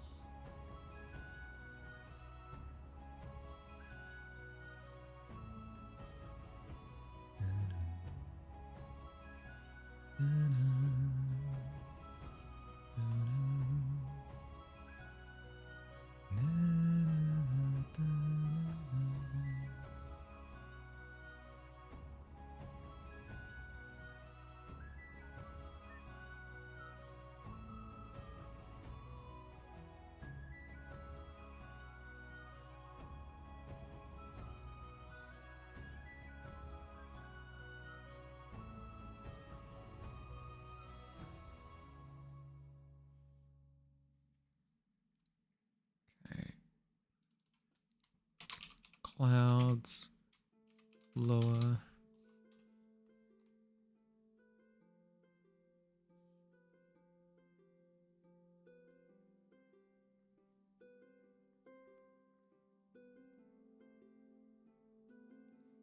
Have to go put in my first load of laundry in 5 minutes. Made the mistake of lying down.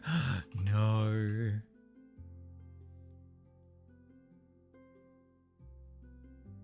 We can do a motivational chat. Will that help? Dust. Dust. Dust. Dust. Dust. Dust.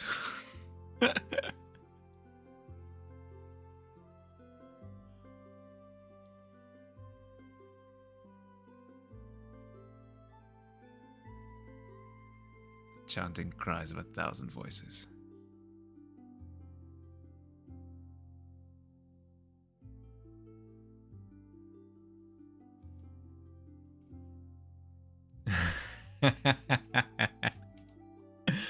What is going on here? Dust!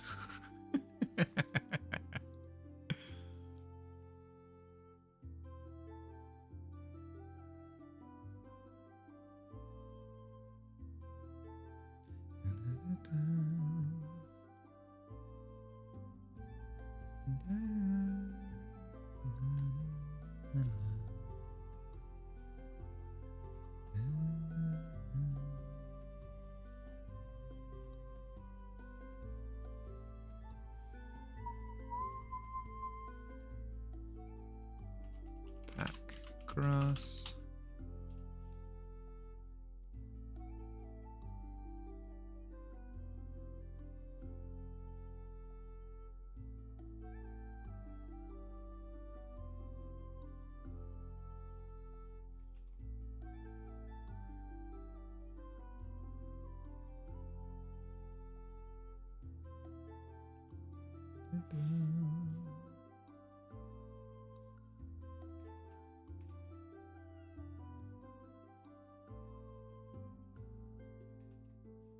Okay, with the grass being further back,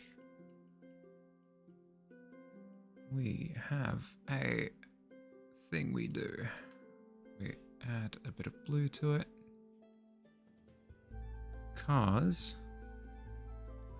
and we desaturate it as well. A little bit of blue, a little bit of desaturation, maybe a little bit more blue.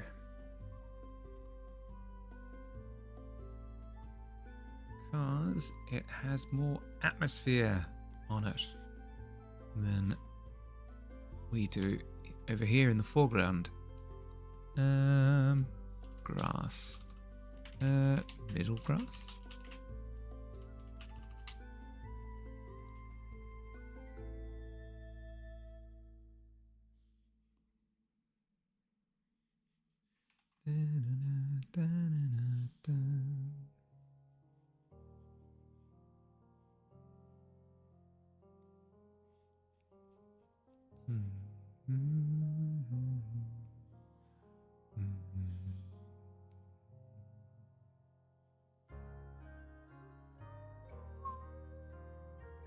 You're making your kilt tomorrow.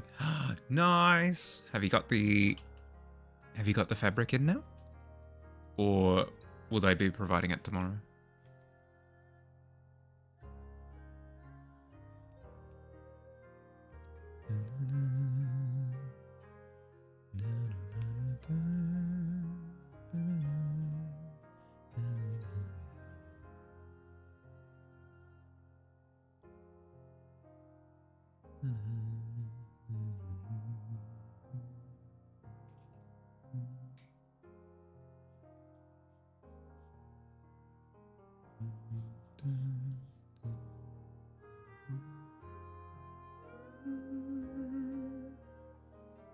Getting it tomorrow. Nice. That's super exciting.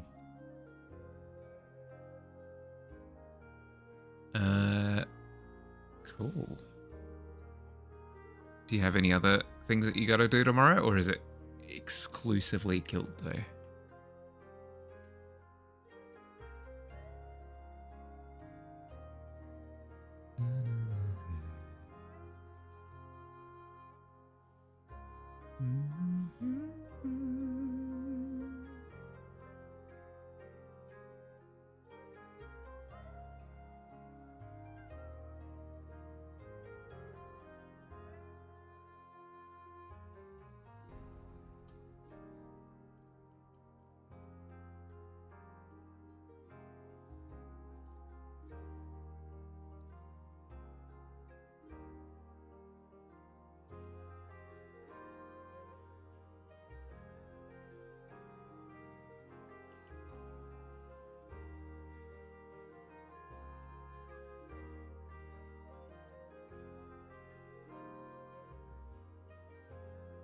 Nice. Glad to hear. So what have you got functional at this point? Use Streambot to track which menu item is selected and then bounce filters around accordingly. Yeah. Fancy. Very fancy indeed. Actually, speaking of fanciness, got 10 minutes left. God, okay. Do this. We can do this.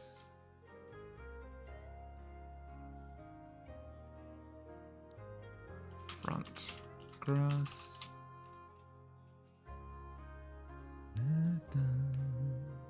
3 menu items timed really nicely now. Nice.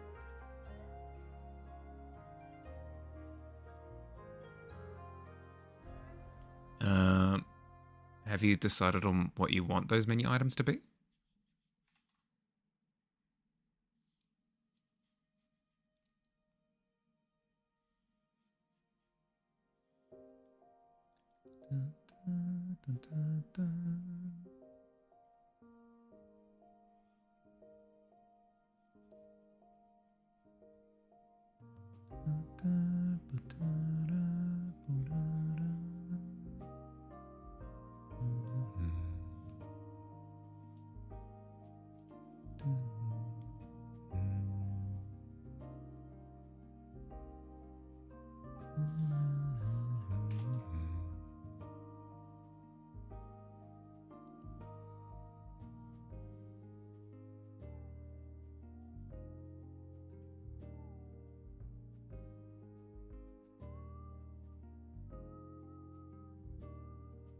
Resume stream stats.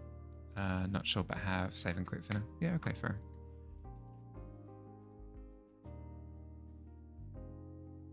Save and quit is fun because it means that you could be able to go to when you're finishing up stream, you'd be able to go to your BRB screen, which would be this, and then you'd go to save and quit.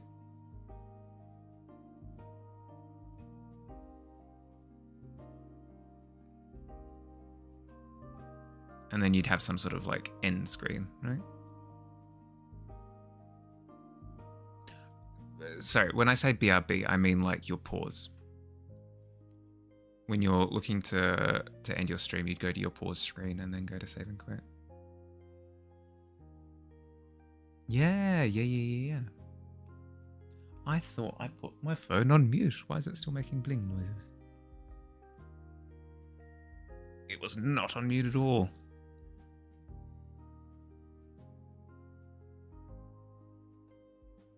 Pause screen goes over. You know what I mean. As in, you would end stream, you would do your pause thing, and then you would go save and quit, and then it would go to like a goodbye screen. Yeah. It's very cool. It's very, very, very cool.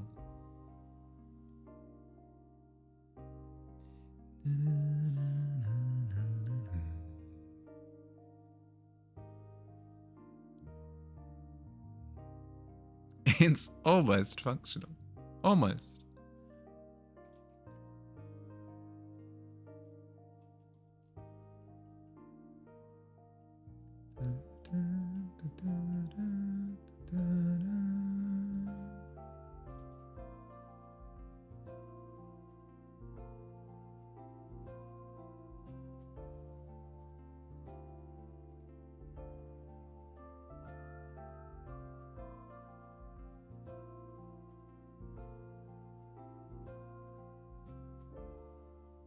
Feels like there's something missing here.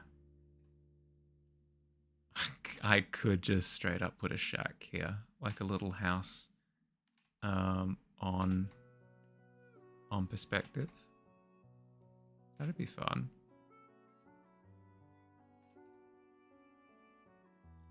Little shack.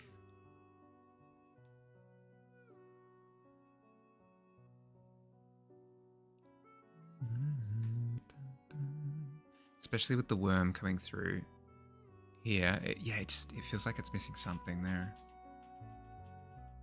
I'll come up with something. I'll come up with something between now and next stream, which is tomorrow. God. I keep forgetting. I can't promise that I'll make changes between now and next stream, when next stream is in like a few hours.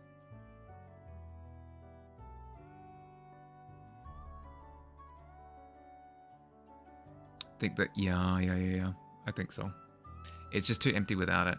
I need something to occupy. Otherwise it's just a little bit too empty. And then with the worm going through there, it like fills out the scene completely. First load of laundry is in. Nice. Dust. Dust.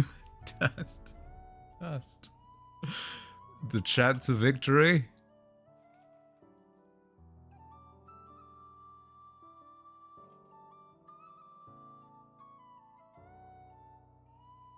A real actual adult.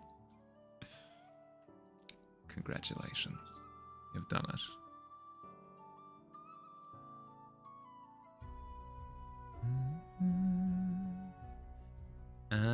And then if I've got a shack there, I could also have like a little path. Still protest to putting my laundry away. No, it's a good habit to pick up. I recommend.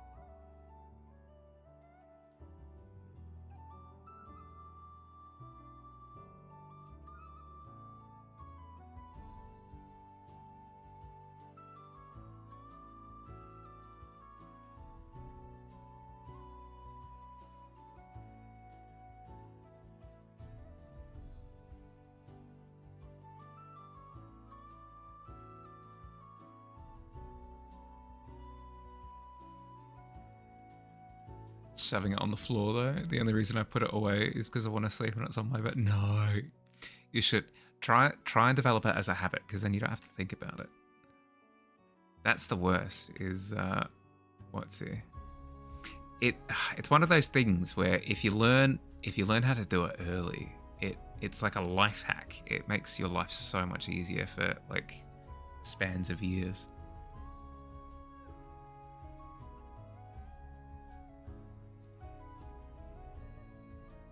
any sort of organizational habit, like as soon as you've finished with the dish, put it into the dishwasher type of deal.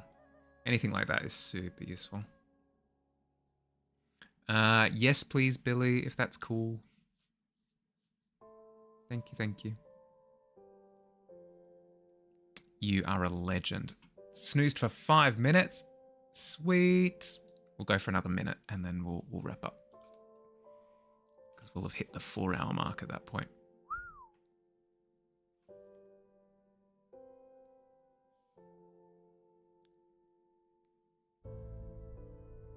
The machine works. I know. It just works. You chip your nail doing. Oh god.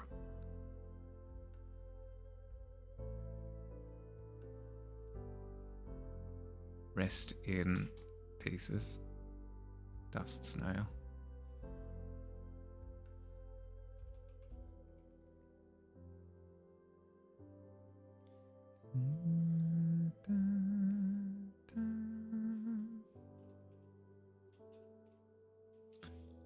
And then if I jump down to, well, here.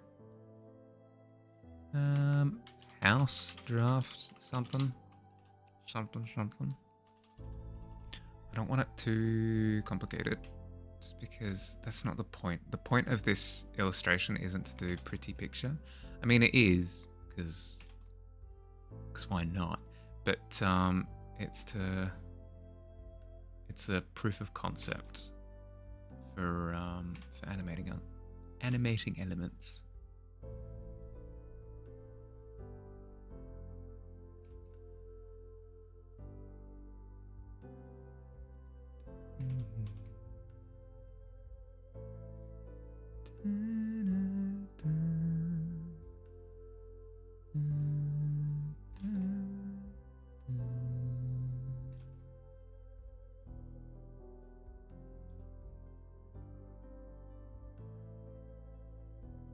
Something like this. I'll check the perspective later. It's probably something closer to this.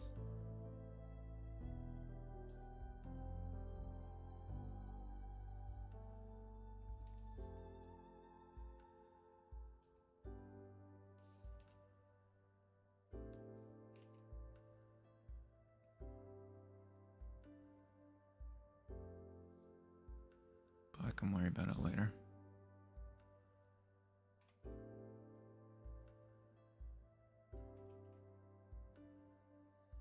I'll come up with something for it. It's maybe a bit too long as it currently is.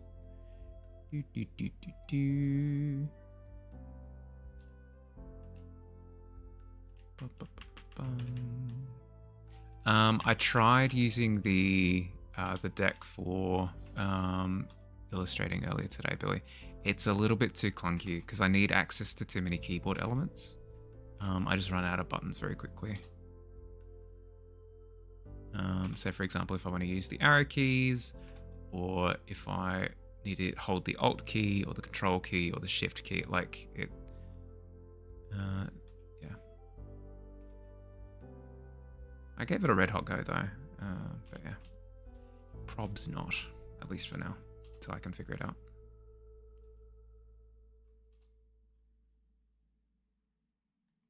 Okay, some sort of building in some sort of way.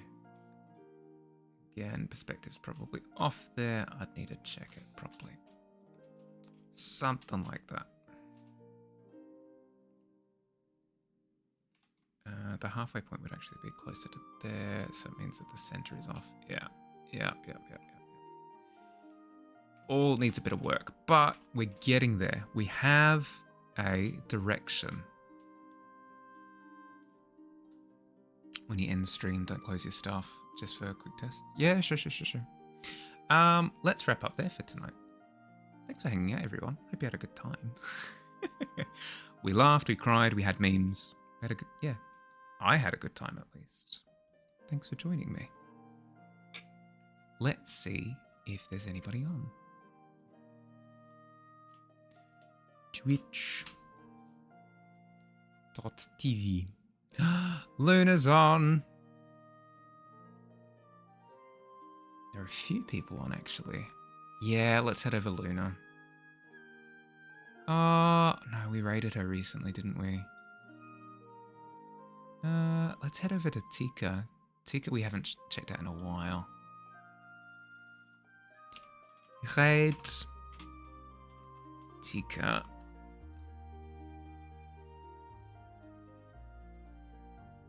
Tika. Art. Boom. See you tonight. I know.